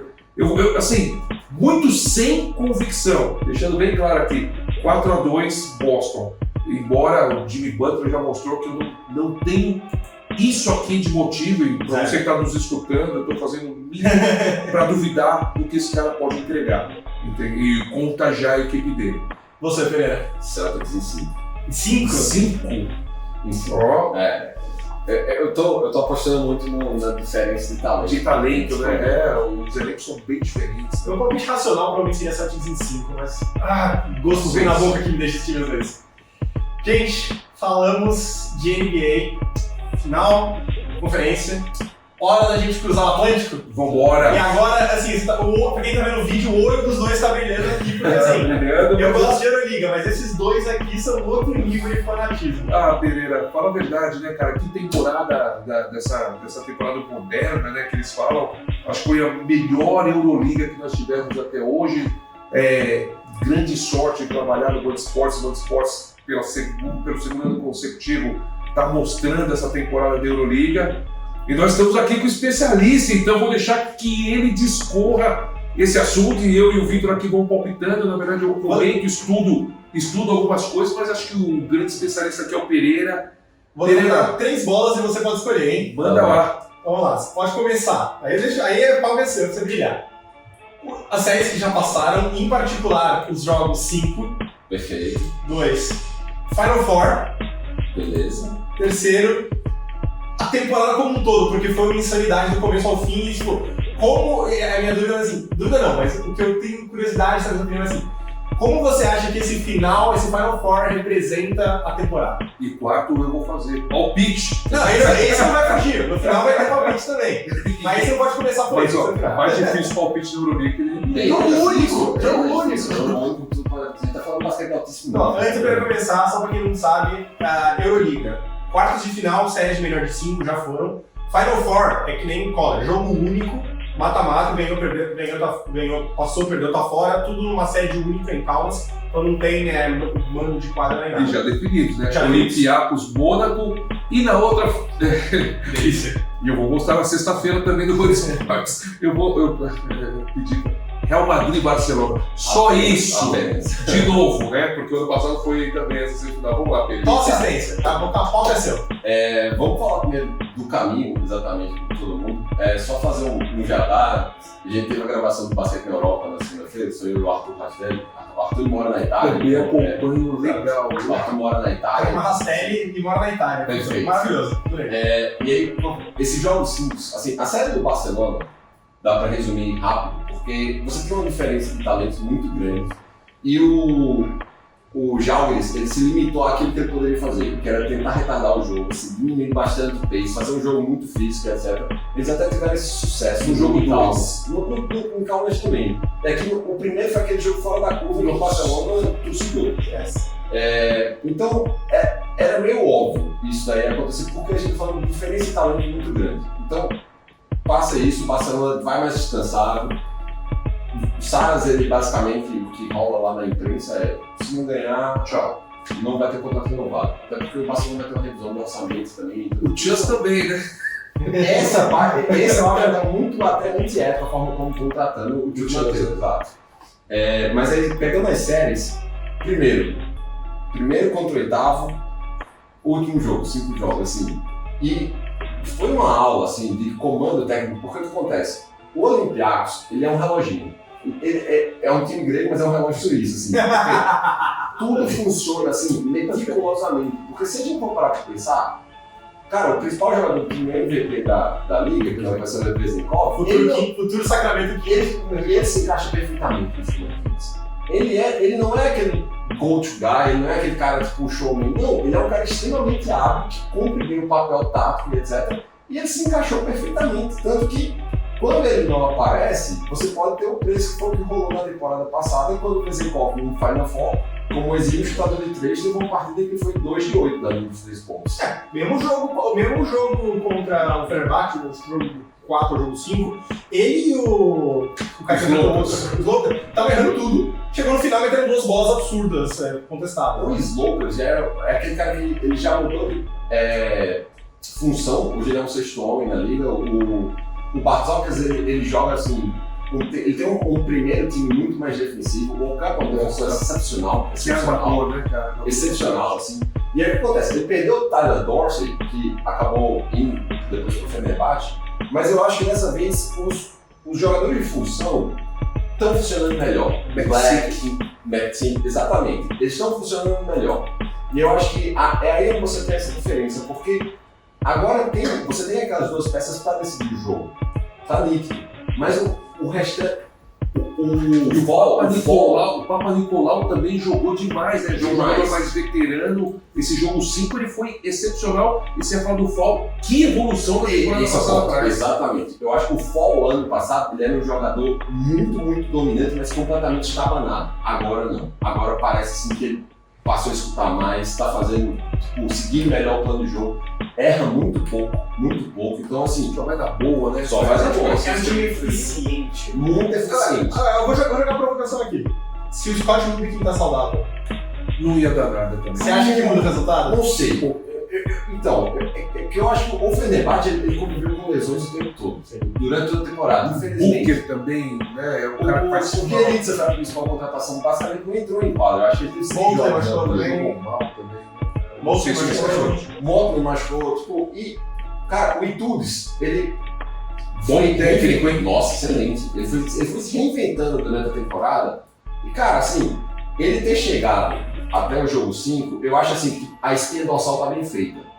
Qual é, por exemplo... E só te contando um pouco, e lembrando que houve um terremoto ali. Isso, exato. No momento que, se eu não me engano, o Fenerbahçe era líder ou vice-líder, ou estava entre os 4 melhores. Isso pode ter afetado, o Efes nem chegou no playoff. isso pode sim ter afetado, se você tem parente dos caras, Exato. né, o amigo bem próximo, Pode ser a comunidade. a comunidade. Então, assim, que belo trabalho do Fenerbahçe, né? Qual é o problema que eu acho assim, coisa que o Fenerbahçe tem que ver. Talvez a gente esteja discutindo, e eu falei isso no Basquete da Europa, pra mim eu acho que o Calates desceu prateleira. Sim, Ele desceu prateleira. Acho que ficou velho. Isso, o plus-minus dele na série era muito ruim, ele tá constantemente sendo atacado. Não mata a bola também. Esse é o problema. Esse é o problema. Sério, um cara desse nível livre, ele tem que matar a bola. Então, eu acho que. Mas se é esse o problema, É para a fácil temporada resolver. que vem já É fácil resolver. o Fenerbahçe não é um dos menores orçamentos, então tipo, dá para inventar soluções, dá para você conseguir jogadores. Então, o Olympiacos é isso. Passando para o Mônaco também teve uma série muito difícil e teve uma temporada mais tranquila no seguinte sentido. O Obradovic teve o tempo todo. O Obradovic teve o E tempo sempre todo. com ali entre os 4 primeiros, 5, 4, terceiro, sexto. Eles conseguiram equilibrar melhor a rotação. Eles trouxeram 3 armadores que poderiam ser titulares em basicamente quase todos os times de Euroliga. A gente tá falando do Eliopobo, que estava no Asvel e veio e vem como sexto homem, o Mike James, que é o craque que a gente não precisa mais falar, e o Lloyd, que se encaixou perfeitamente também. E aí, as outras funções acabaram tendo um pouco mais de tranquilidade para trabalhar. O Montejonas subiu de nível, o Diallo subiu de nível, o Blossom também melhorou. Então, que eram coisas que faltavam no passado, e mesmo desse jeito, eles conseguiram levar a série do ano passado para o Olympiacos para 5 jogos. Então, não é que vai ser falas contadas, não, longe disso. Eu acho que hoje, assim, o Obradovic, ele tem um material humano muito melhor para conseguir elaborar um plano de jogo para trazer dor de cabeça para o Bartzokas. Até por ser jogo único, né? É jogo único é aquela coisa, um time pode acertar 10 de 20 arremessos de 3, o outro acerta 3 de 25 e é seu jogo. Eu sou o Pereira, acho. Meu senão com o Mônaco. Né? Você assistiu o jogo 5 contra o Maccabi, que é uma equipe, dizem, a mais física, Muito física. da Europa. E realmente, cara, é muito difícil. Você quer aquele Josh Nemo, você não quer ver ele na sua frente. Cara, né? é um trator, Que é mano. um trator.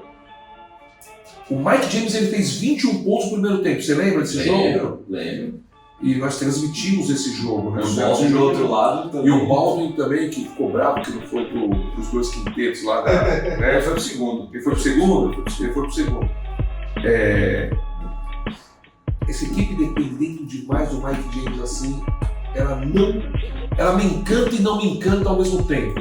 Ele fez 21 pontos, ele fez jogadas espetaculares, levou o jogo e uma hora ele cansou. Porque é um cara de 85, talvez, ele tira quase 1 metro pelo chão para jampear 3 pontos. Então ele cria o próprio arremesso, ele sai de bloqueio, ele faz tudo. Ele, na verdade, joga até mais como 2, né? Isso. Às vezes ele vai ali para lateral, sai de bloqueio e cria o arremesso. Só que cada jump dele, ele tira ali 70 centímetros pelo chão para jampear. E ele cansou, ele fez 21 pontos no primeiro tempo e no segundo, se eu não me engano, ele não pontuou. Mesmo assim, a equipe conseguiu vencer porque outros jogadores apareceram. Só que o Olympiacos tem mais peças para marcar esses outros atletas. Mas será que ele tem essa fisicalidade que tanto incomodou? Essa acho que é a minha dúvida. Porque parte desse desgaste físico é a fisicalidade do Maccabi. Um time que tromba. Que Não, o Olympiacos cara. tem. O Olympiacos Esse tem. nível de- Tem. Esse tem. nível? Tem nesse nível. Se ele cansar, eu acho que é um O problema. ponto é, o Olympiacos ele não preferencialmente joga desta forma, mas ele tem peças para fazer. Se ele quiser o Maxi, que ele Mas ele tem. vai ser. ele- Um jogo único. Quando joga série Cara, beleza. O Bartzokas é alguém que também eu aposto todas as fichas para conseguir Me dizer. fugiu o nome da Larenzatis. Você põe esse cara marcando qualquer pessoa, você viu o que ele fez com o Guduric? Em 4 jogos, no 5º o Guduric jogou muito bem. Mas aquele Larenzatis, pelo amor de Deus, você não quer aquilo. Ele é um Alex Garcia melhorado. Né, cara? Assim, você fala, cara, como defende. Então, Então, deixa claro, respeitamos muito o Alex Garcia. Não, Isso sim, é um grande elogio. Isso é um grande elogio, né? Ele é um Alex Garcia melhorado defensivamente, de coração, de. E você fala assim, cara, ele é um cara pra de repente você gastar umas 2, 3 faltas e ainda, se ficar livre no ataque, acerta umas bolas de 3 pontos, né? Então por isso eu também acho esse elenco do Olympiacos, assim, fantástico, né? Não sei se foi no seu site que eu li, ou em algum dos outros, ou em algum americano, melhor equipe do mundo fora NBA, chama-se Olympiacos. Hoje sim. Esse texto foi o Mark Dix. Foi o Mark Dix. Foi o Mark Dix lá do...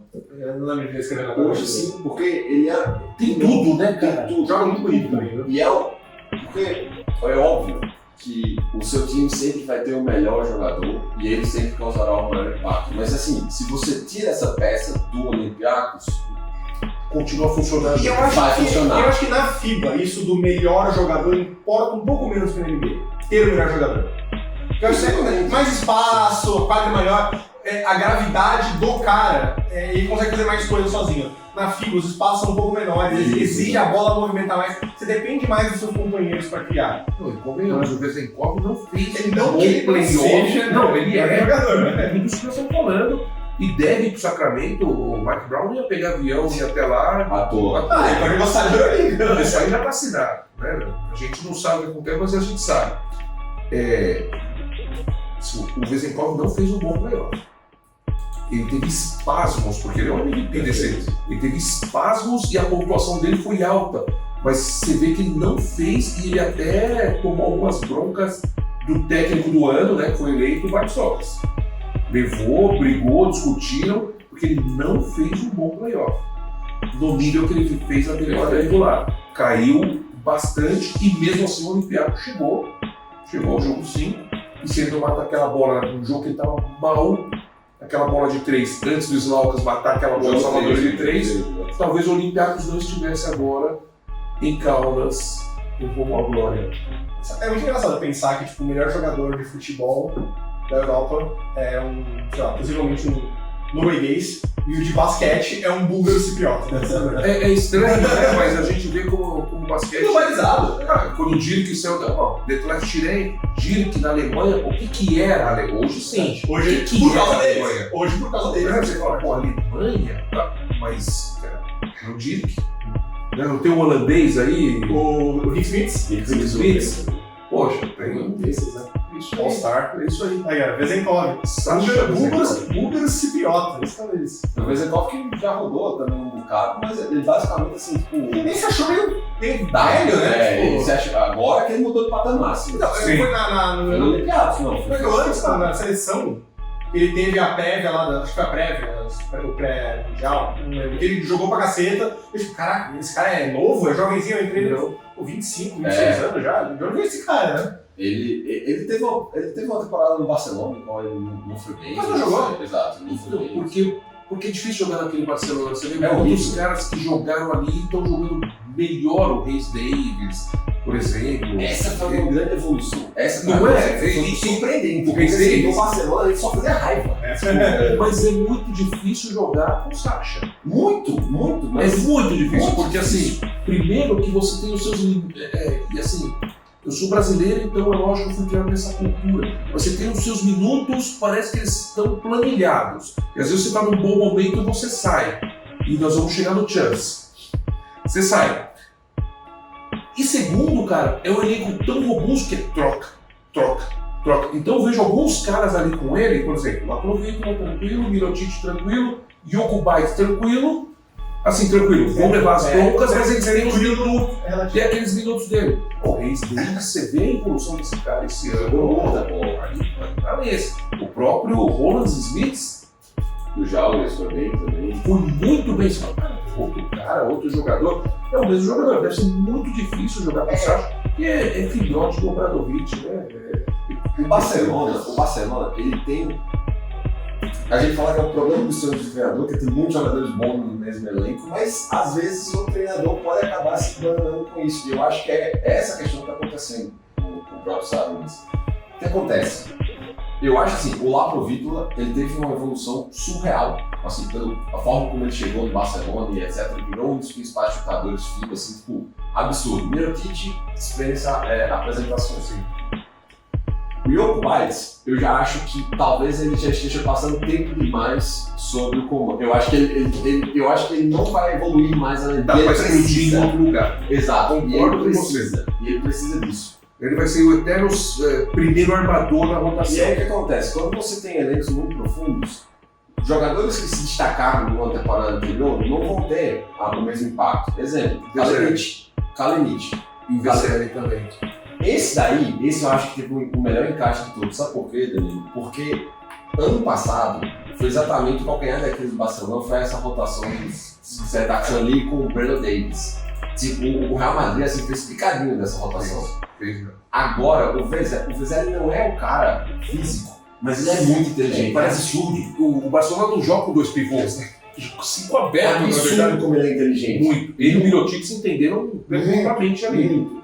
Né? Então, eu acho que esse foi o grande impacto. Mas assim, se a gente compara o Kalinic da Estrela Vermelha com o Barcelona, o Oscar da Silva, cara. O Oscar da Silva, tipo, às vezes nem relacionado ele era surgiu assim muito forte lá do alto. Mas eu ainda vejo o Kalinic como um homem de confiança do Sacha. Não, o Kalinic não sai. Daquele sistema defensivo, ele não se achou ofensivamente. Perfeito. Né? Então ele fica ali, mas você vê que, eu não sei qual a relação deles, mas ele é importantíssimo ali. Você não consegue tirar. Eu colocaria o Kalinic no patamar do Gabriel Deck. Ele vai chegar nesse aí. Em termos de importância de. Só que o Deck ainda pontua, né? O Kalinic ali é o que sobra para ele. Até porque me fugiu o nome do armador. Satoransky? Tá jogando muita bola. Cara, que ele foi incrível. Que ele não estava jogando nos últimos lugares por onde ele passou. E Né? tem um detalhe, né, Danilo? O Satoransky é um armador de mais de 2 metros. Então, você consegue fazer com que ele faça essas trocas e marque assim, tipo, Sem prejuízo algum. Então, assim, essa peça, assim, os 2 tchecos foram exatamente o que fizeram para ele, o Barcelona, porque o Barcelona não está precisando depender das invenções do Saras, que normalmente quando ele inventa é um pouco. É meio que um pardal. Apesar de eu não achar que ele é necessariamente ruim, mas assim, tem essa dificuldade. E por conta digamos assim, de um playbook mais conservador, talvez o Barcelona tenha um caminho até, digamos assim, seja mais vezes, ou tenha até mais chance de chegar ao título do que em comparação com os anos anteriores em que eles trucidaram na fase regular. O Barcelona foi primeiro nos últimos 2 anos, né? E num perdeu pro Everton na final e no outro perdeu pro Real Madrid. Agora você me obriga a fazer a pergunta que não quer calar. O que ainda tem no tempo do Real Madrid depois dessa virada do Sul pra cima do Melhor? Ó, tem aquela boa piada, né? Que assim, basquete é um jogador 5 de um lado, 5 do outro, e no final dos espanhóis esquece, né? Agora também é espanhóis! Mas quem é que tem a base mesmo ali? Tipo, porque o lance é esse, assim. O Sérgio Llull, ele já tem um tempo que ele tá jogando com a mística. Porque ele não tem o mesmo impacto, mas faz parte, né? O Fernandes também. Faz parte. Só que o Sérgio Llull também é aquele cara que tipo, chega no último quarto contra o Partizan, mete 2 arremessos de 3 seguidos. E assim, ele é um cara assim, porque ele exala confiança, porque a carreira dele foi isso. Então você tem esses pontos. O Real Madrid tem o lance de ser uma instituição que parece que nasceu para jogar campeonatos europeus. Tipo, é a casa deles, assim, não importa onde é. Porque tem buracos grandes no time do Real Madrid. Não, e sem o Gershon, sem o Deck. Essa O Deck eu acho que é mais do que o Yabusele. Mas como tá o Cornelier, por exemplo? Se você tem o Cornelier, eu até acho que o Gershon não faz tanta falta. Mas o Cornelier também não jogou, né, cara? Aí você tem o Randolph, que você vê que nitidamente tá com a minha idade praticamente. Tá com a minha idade praticamente. Então você vê que ele entra, ele se esforça, que você falou, é a mística da camisa, mas não dá, 4 minutos você entra. Cara, assim, o que eu acho incrível do Deck, foi um jogador que a gente teve a oportunidade de ver lá em Recife. Ele não toma decisões erradas. Ele não toma decisões erradas. Ele é um cara assim, extremamente frio. Os arremessos dele são todos assim, extremamente bem calculados. Ele não força a bola. Então, é aquele cara que, tipo, ele não tem lances brilhantes, mas pro treinador ele é o perfeito, porque ele tá sempre... Todo treinador adora. Pra mim, é o segundo melhor jogador do Real Madrid. Porque o Tavares é o primeiro, fora da curva. Segundo, Zanamusa fez uma temporada excepcional. Acho que o Ezônia se sacrificando ali, tendo que ficar pulando com um pivô de 2,8 metros, fez o dele contra o Partizan. Que foi um sacrifício, você vê, jogou fora de posição. A bola vem de frente pro cara, o cara mata a bola. Né? Então, O Real Madrid parece que se superar. O problema do Real Madrid há algum tempo, como eu disse, é a armação. Em teoria, eles teriam resolvido isso quando trouxeram o Thiago Rodrigues. Só que o Thiago Rodrigues basicamente estreou um jogo 5 com os Partizan, assim, que fez foi incrível. Deu certo, Não, jogou muita bola. E esse é o ponto. É daí que a gente Como é que você tá falando isso? Nesses momentos decisivos, jogo único, etc., cara, o lastro do elenco, de jogadores assim, extremamente vencedores, que já passaram por todos os tipos de provas, assim, Seleção. é muito grande. É muito grande. Então, e no banco de reservas? Porque aí eu vejo, por exemplo, o Chelsea. Como chama o americano? Começou matando bola igual um louco contra o Partizan. Ele foi pro banco ao final do primeiro quarto. Do Partizan? É o William Goss.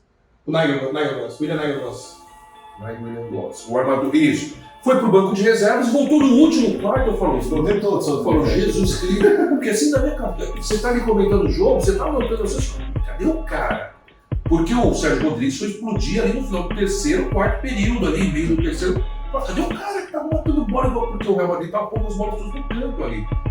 E ele matou as bolas. Cadê o cara? Cadê o cara? Cadê o cara aí? E cadê o cara?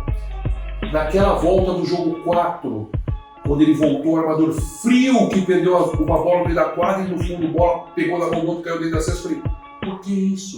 Parece que o cara não jogou basquete. O cara não jogou basquete. Você não põe frio ninguém numa situação dessa.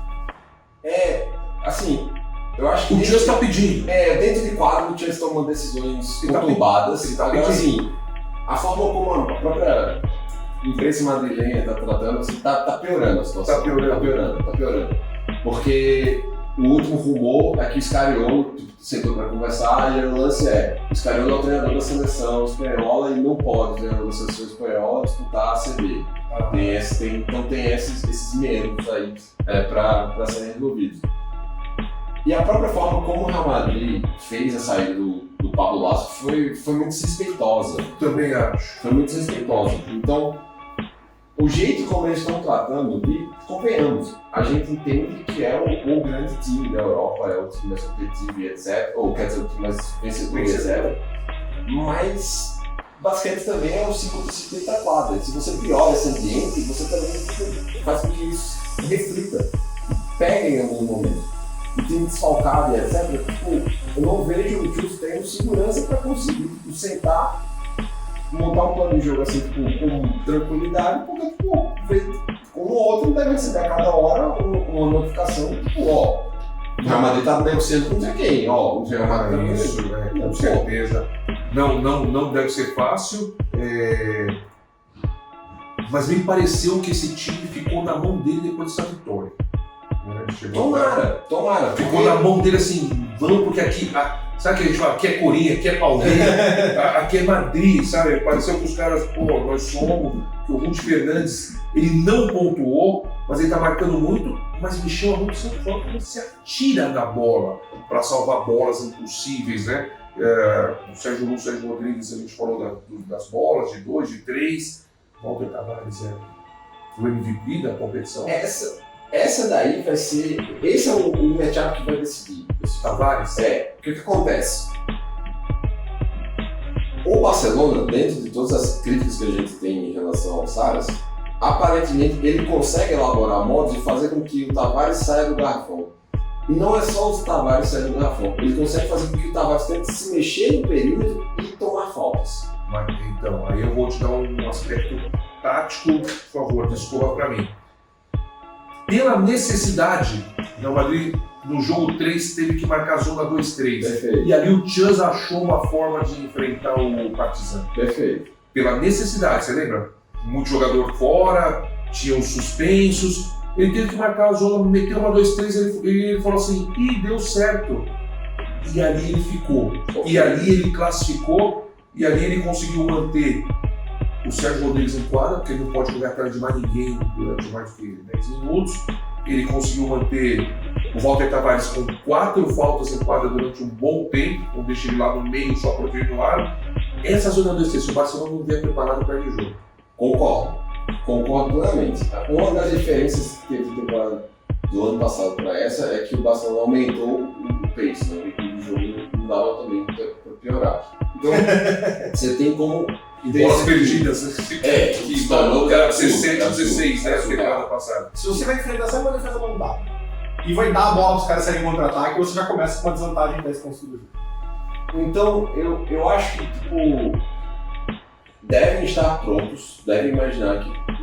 É bom lembrar que a gente fala do Tavares, mas no ano passado o Pablo Lasso fez uma modificação que eu achei extremamente, assim, refletiu muito no resultado, no sucesso do Madrid. O Tavares começou no banco. Poirier começou. Eles começaram com o Poirier e o Poirier tá Sérgio. pronto pro jogo? Não tá machucado. Então, ele teve uma... Né, Cara, tá... o Cornelier, Tá, entendeu? Cara, o Cornelier eu nem vi se ele jogou nessa rodada da ACB. Que é um cara importante. O Endaê, que foi o moleque que ele... Poxa vida, como fiquei feliz de ver aquele... Pois é, ele 18 anos, jogou não bem. comprometeu não, Exato, ele fez as faltas. Exato, Jogou bem. Ele jogou bem. Mas não era o cara que você queria contar com uma situação como essa, principalmente no jogo único. Socorro, né?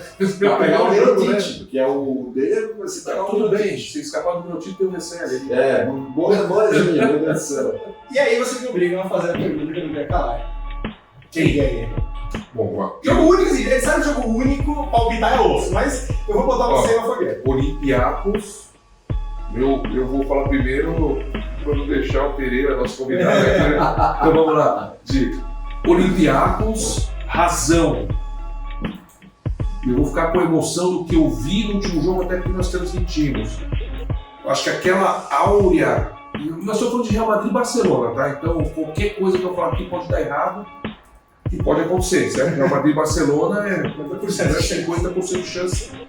Mas eu vou ficar com o Real Madrid pelo que eu vi, pela áurea, pela superação. Você vê aquele monte de cara de boné, o Gershon, o Deck, tinha mais. Todo mundo fora e você vê aqueles três senhores, com todo respeito, jogando a bola que eles jogaram, cara. Sérgio Rodrigues, você estreou, fez uma temporada passada espetacular no Olímpia Milano. Você vê o Sérgio Lu matando aquelas duas bolas, você vê o Rudy Fernandes jogando a bola, o Walter Matos com 4 faltas, você vê o Exônia, que eu falei, é um 3, né, um chutador, tendo que jogar de 4, o Musa, e quer dizer, todo mundo é um pouco mais. E isso eles estavam ganhando de 18 pontos, acho que no meio do terceiro quarto, não é isso? Em 15 minutos eles fizeram. Eles viraram 16. E viraram 16 em 15 minutos. Então eu vou ficar com essa imagem dessa superação. Então eu vou de Olympiacos e Real Madrid. Agora, Olympiacos. É Olympiacos. Eu acho que o Olympiacos contra qualquer um dos dois espanhóis deve levantar esse caneco. Acho. Mas são clássicos, né? Espanhóis e europeus. Que pode acontecer qualquer coisa. Agora vamos lá, Pereira. O meu palpite a final vai ser Olympiacos e Barcelona. Eu acho que O elenco mais curto vai comprometer. Até porque na última partida da ACB, eles ficaram, o Barcelona deu um vareio, assim, foi um sacode violento. Já faz um tempo que isso vinha acontecendo, né, cara? Mas a temporada passada também, a derrocada do Real foi um vareio do Barcelona. A primeira vitória Em Madrid, você a primeira lembra? vitória do Lazo contra o Saras não foi na forma. Foi um vareio de 25 pontos e o Real Madrid começou uma derrocada, Exato. chegou no Final Four, o Real Madrid foi lá e pegou o Barcelona. Barcelona e Olympiacos. O Olympiacos vai ganhar. Eu acho, aí o Olympiacos ele vai ganhar porque é a mesma coisa. Mais consistente. É chato apostar no favorito, eu não vou seguir você nessa maneira. Mas a graça da se você apostar em qualquer um, você vai bate. Eu apostei que ia ver a zebra, eu achei que o Sport não queria jogar. Mas você sabe que no Band Esporte eu chego, a molecada fala, porra, Danilão, tá, gabaritei, eu fiz o pessoal ganhar um dinheiro, viu? Fiz o pessoal ganhar um dinheiro ali, porra, Danilão. E os caras falam, pus um partizan, falei, tira. Aí os caras olham pra mim, por quê? Eu falei, disso.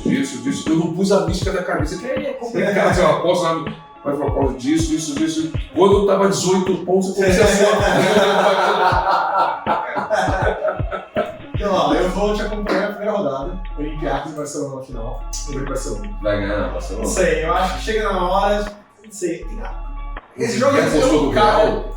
Esses caras são. Eles se mexem no caixão. Eu vou cara. explicar com o Real. É simplesmente uma questão de elenco mais curto e principalmente menos tempo pra descansar e preparar. Foi uma série pesada, machucou gente. Machucou. O Deck não vai jogar, o Evo Série tá fora, o Poirier o Rei tá fora, o Tavares estava machucado, jogou muito bem, mas estava machucado. Então eu confio, não confio, mas eu acho que tem fatores demais para eu ignorar. Estamos estourando o nosso tempo, vamos falar rapidinho de NBB, só para não perder. Bom, a gente tem 10 minutinhos ainda. Vamos falar de NBB e, assim, semifinais. O São Paulo abriu 3-0 no Flamengo. 2-0 no Flamengo é a grande história. Surpreendente pra mim, não que eu não confie no São Paulo, mas pelo elenco, pelo histórico todo de NBB que vem o Flamengo, né? Tá um 0-2. Melhor técnico do Brasil. Sim, melhor técnico do Brasil. Um elenco muito bom na minha avaliação. Eu sei que depois começa a perder, todo mundo começa a questionar. Mas na minha avaliação, um elenco muito bom, um elenco equilibrado, pivôs, alas, armadores. E então chega a ser até surpreendente esse 0-2. E se dá pra virar? Com o terceiro. Vai estar difícil. Lógico. O terceiro jogo do Morumbi, tendo tomado 19 bolas de 3 pontos. Quer dizer, o São Paulo está confiante, está num grande momento. Coelho, para mim, acho que vem sendo o grande fiel da balança, que quando você escauteia ali, tal, ele vem fazendo diferença até em termos de ritmo, né? Então, assim, série aberta ainda.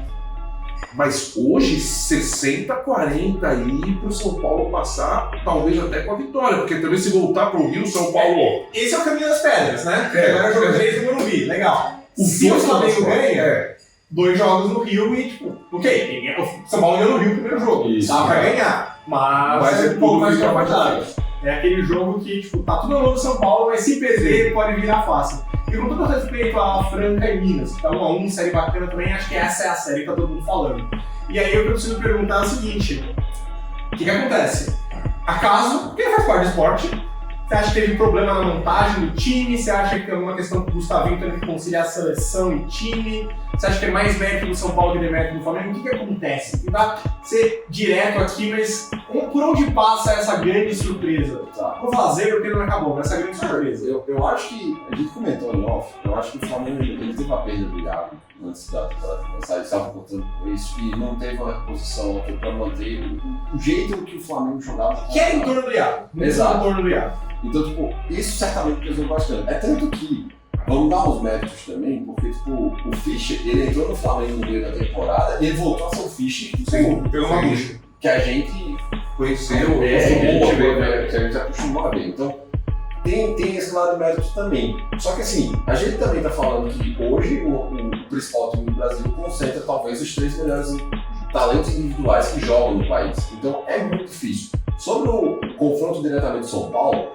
cara, o São Paulo ele tem esse esquema de jogar assim, viver e morrer pela bola de 3. É um time que joga muito espaçado, eles vão ter essa condição. Tem coisas mais, digamos assim, do acaso, no seguinte sentido.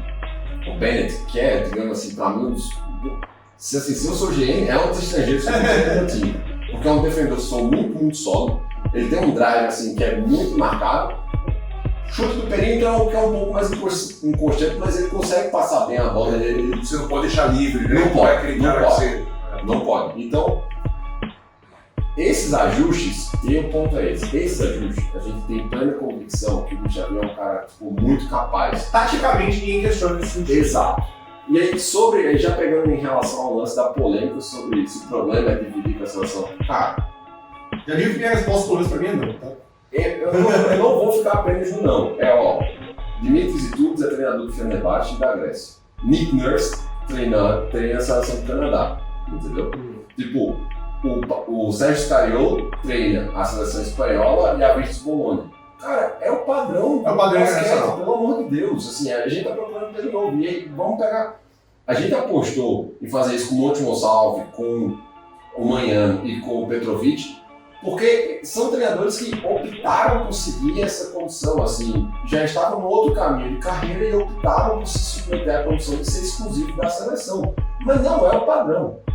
Então, tipo, pra mim, essa questão de colocar como se ele estivesse perdendo foco por ter 2 trabalhos, de jeito nenhum. Eu concordo com você. Agora, a montagem do elenco não sei. Aí sim, eu achei que ficou um time muito velho, não sei. O Iago, ele é uma faísca de um homem só, né? Ele dá uma energia pro time, pro jogo.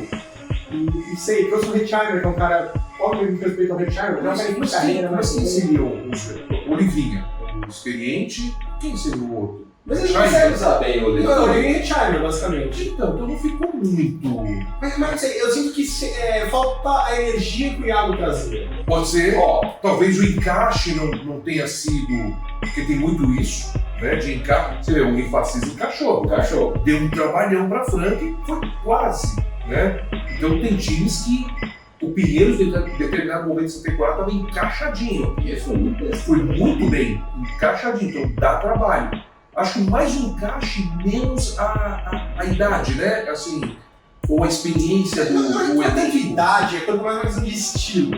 Pode ser. A idade do Garrafão em particular, eu acho que faz um pouco, mas assim, falta aqueles jogadores que dão esse empurrão. Assim, é um time que ele é eficiente. O Fischer foi O Fischer foi o cara que tecnicamente trouxe isso de volta. Jaú Já o outro cara que eu acho que tá Isso também. Mas eu acho que mas assim, como é um cara que não joga tanto com a bola na mão, o Fischer sim. Mas eu acho que falta aquele cara que faz todo mundo correr. Eu não digo só de contra-ataque. Movimentação. Eu sei, eu digo que me parece um pouco parado. Não sei se faz sentido. Quando a gente pega assim, o plano do jogo, existe um impacto do Rafael Mineiro, ele jogando com o Iago, e existe um totalmente diferente quando ele não tá com o Iago. Então são coisas desse tipo que acabam se Os encaixes, né? E assim, você não vai substituir o Iago. Ele é o melhor jogador brasileiro da atualidade, provavelmente. Inclusive, tá brilhando no playoff. E brilhando nos playoffs, ele acabou jogando muito bem na Europa. Então você não vai substituir o Iago, mas eu acho que ele trazia características pro time, isso que eu falo isso não é idade, é energia. Que o time não trouxe de fora e não tá conseguindo gerar organicamente internamente. E tinha o Balbi ali também, né? E tinha o Balbi, que é outro cara que também a gente fala, lógico que o Iago mais, mas você tinha o Balbi ali que, como a gente conversou em off, os dois juntos na quadra tava bom, hein? A impressão que eu tenho é essa, o Fischer substituiu o Balbi em termos de, tipo, repor essa energia. Falta o cara que substitui o Iago, isso não, ninguém substitui o Iago. Talvez o elenco tivesse ido numa direção um pouco mais... O Jaú é o cara que eu acho que é o exemplo do que eu gostaria de ver o Flamengo mergulhar mais. Mas você não vai ter essa característica dentro do Brasil, não, cara. Não, mas eu acho vamos compensar com 5 caras. Vamos compensar. Não é o Iago, mas assim, o Adiel é um cara enérgico, né? Escolher, o Alexei já ficou um pouco mais experiente, mas o Adiel é um cara que corre a quadra, que mas vem que tá em todo lugar. Tá na quadra do cara. Não vai continuar as fichas. Mas esse é O meu ponto. Alexei? Não, o Adiel. Sim, Mas eu acho que esse é meu ponto. Não dá pra substituir o Iago por um cara, para essa característica que não existe. Você tem que montar um elenco pra Diferente. cada ponto, Isso. cada cara do elenco tem que repor um pouco. Não sei se já viram voleibol. O cara fala, perdemos 3 jogadores aqui. A gente não vai tentar substituir o Gianni, que é o melhor jogador da liga. A gente tem que substituir a produção total dos 3. Não é menos que isso. Você não tem um jogador que vai reproduzir o que o Iago trazia pra esse time. Ou mudar a característica do time. Eu senti que o Flamengo tá meio preso no meio termo nesse sentido. Eu acho que também não encaixou exatamente o plano A. O plano A do Flamengo eu acho que não se consolidou. E aí isso tem um preço. Ele tá preso, porque você não tem aquela velocidade, aquela energia, então você também não mudou totalmente para explorar o tamanho que você tem, uma certa experiência. Mas você tá preso entre 2 estilos. Aí chega o Fischer, que foi uma boa chegada, mas talvez ele aponte tipo, uma direção um pouco contrária do que estava seguindo antes. O que é bom, mas tem uma mudança meio brusca, você não tem toda a confiança na sua base. Isso é uma coisa que pra mim sempre ficava muito claro no Flamengo, é o seguinte, cara, quando eu tô falando errado, como a gente tá falando com São Paulo? 2 segundos atrás. Vamos voltar pro nosso jogo, a gente tá confortável aqui. Justo, ajuda, cara, vamos fazer o nosso jogo. A gente sabe o que a gente é, a gente sabe o que a gente quer jogar, a gente sabe o que a gente quer jogar. Eu sei que o Flamengo talvez não tenha esse, tipo, baseline que tinha nos últimos anos. E parte disso é não ter um cara como o Iago que cria tudo. Ou até o Marquinhos, como era antes. Vocês acham que o Flamengo consegue virada? Que dá, mas vocês acham que é factível? Como eu falei do Real Madrid, né? Eu falei Real Madrid, Barcelona, então Flamengo, São Paulo, 2 camisas pesadíssimas, atletas respeitadíssimos. A gente tá falando bastante do Fischer aqui, mas vou falar do Elinho também, que é um baita de um armador. Pode ser, você não pode duvidar do Flamengo de jeito nenhum. Baita técnico, baita elenco, jogadores de seleção brasileira, jogadores internacionais, seleção argentina, experimentados. Pode ser.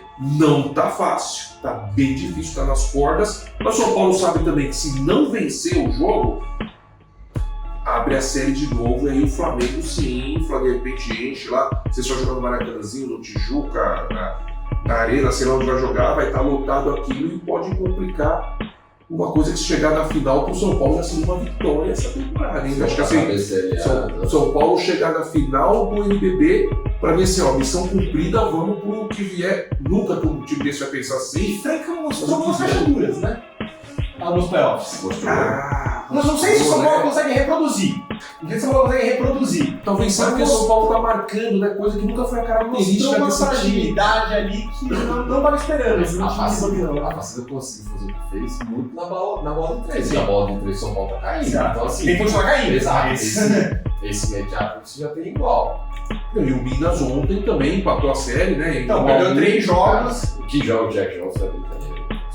Mas é aquela ali, de novo, playoff obviamente é outro bicho, mas para um time que ficou invicto na temporada regular, agora nos playoffs, de 7 jogos, ganhou 4, perdeu 3, sei, não tô dizendo que é o caso, mas você lembra um pouquinho, lembra quando o Warriors bateu o recorde de vitórias? Chegou nos playoffs, estava um pouquinho mais desgastado do que devia, e sentia isso.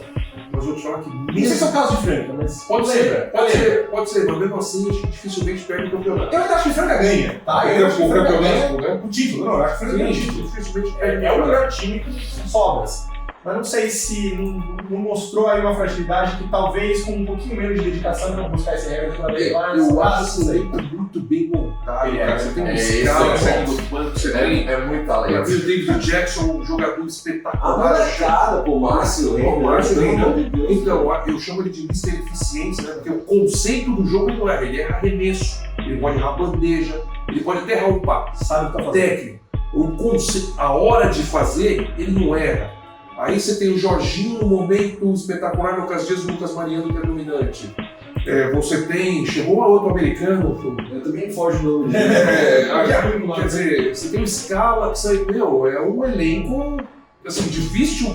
Jonathan Luz, esse cara faz falta no Flamengo. Faz falta no Flamengo. Jonathan Luz, porra, que jogador Outro espetacular. cara que trazia um pouco de energia que eles não tinham falta. É um Kalinick, um Narizaki, um Deck. Eu ponho ele nessa função tática, né? Você não vai ver ele pontuar, ser brilhante, mas fala, pô, se eu tirar ele daqui vai me complicar monstruosamente. Ele encaixa os outros jogadores. Encaixa outros jogadores.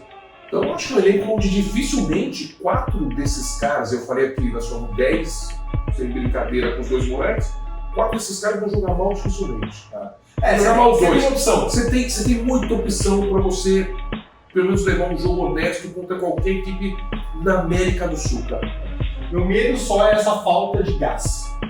Não é o que eu tô vendo, pelo menos por enquanto, mas é aquela coisa, vocês perdem meio passo, às vezes você pega um dia ruim e já é o suficiente para finalizar. Eu acho que vai ser campeão, né? Você acha que o Franca vai ser campeão?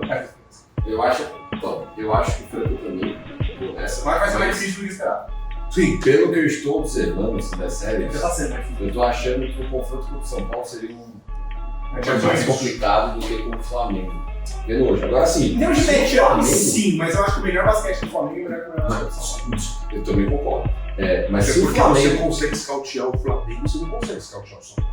O São Paulo vai no one-on-one muito, né, cara? O pessoal assim, vou escautear, você fala, pô, mas eles dão 2 passes e bem com aproveitamento. É o jogo dos caras. E aí, Né, meu? a questão pra mim é o seguinte: talvez, assim, o Flamengo, se ele conseguir essa virada, talvez se realmente tem injeção de ano que eles Isso é precisariam verdade pra também. bater, Isso é verdade já também. Franca.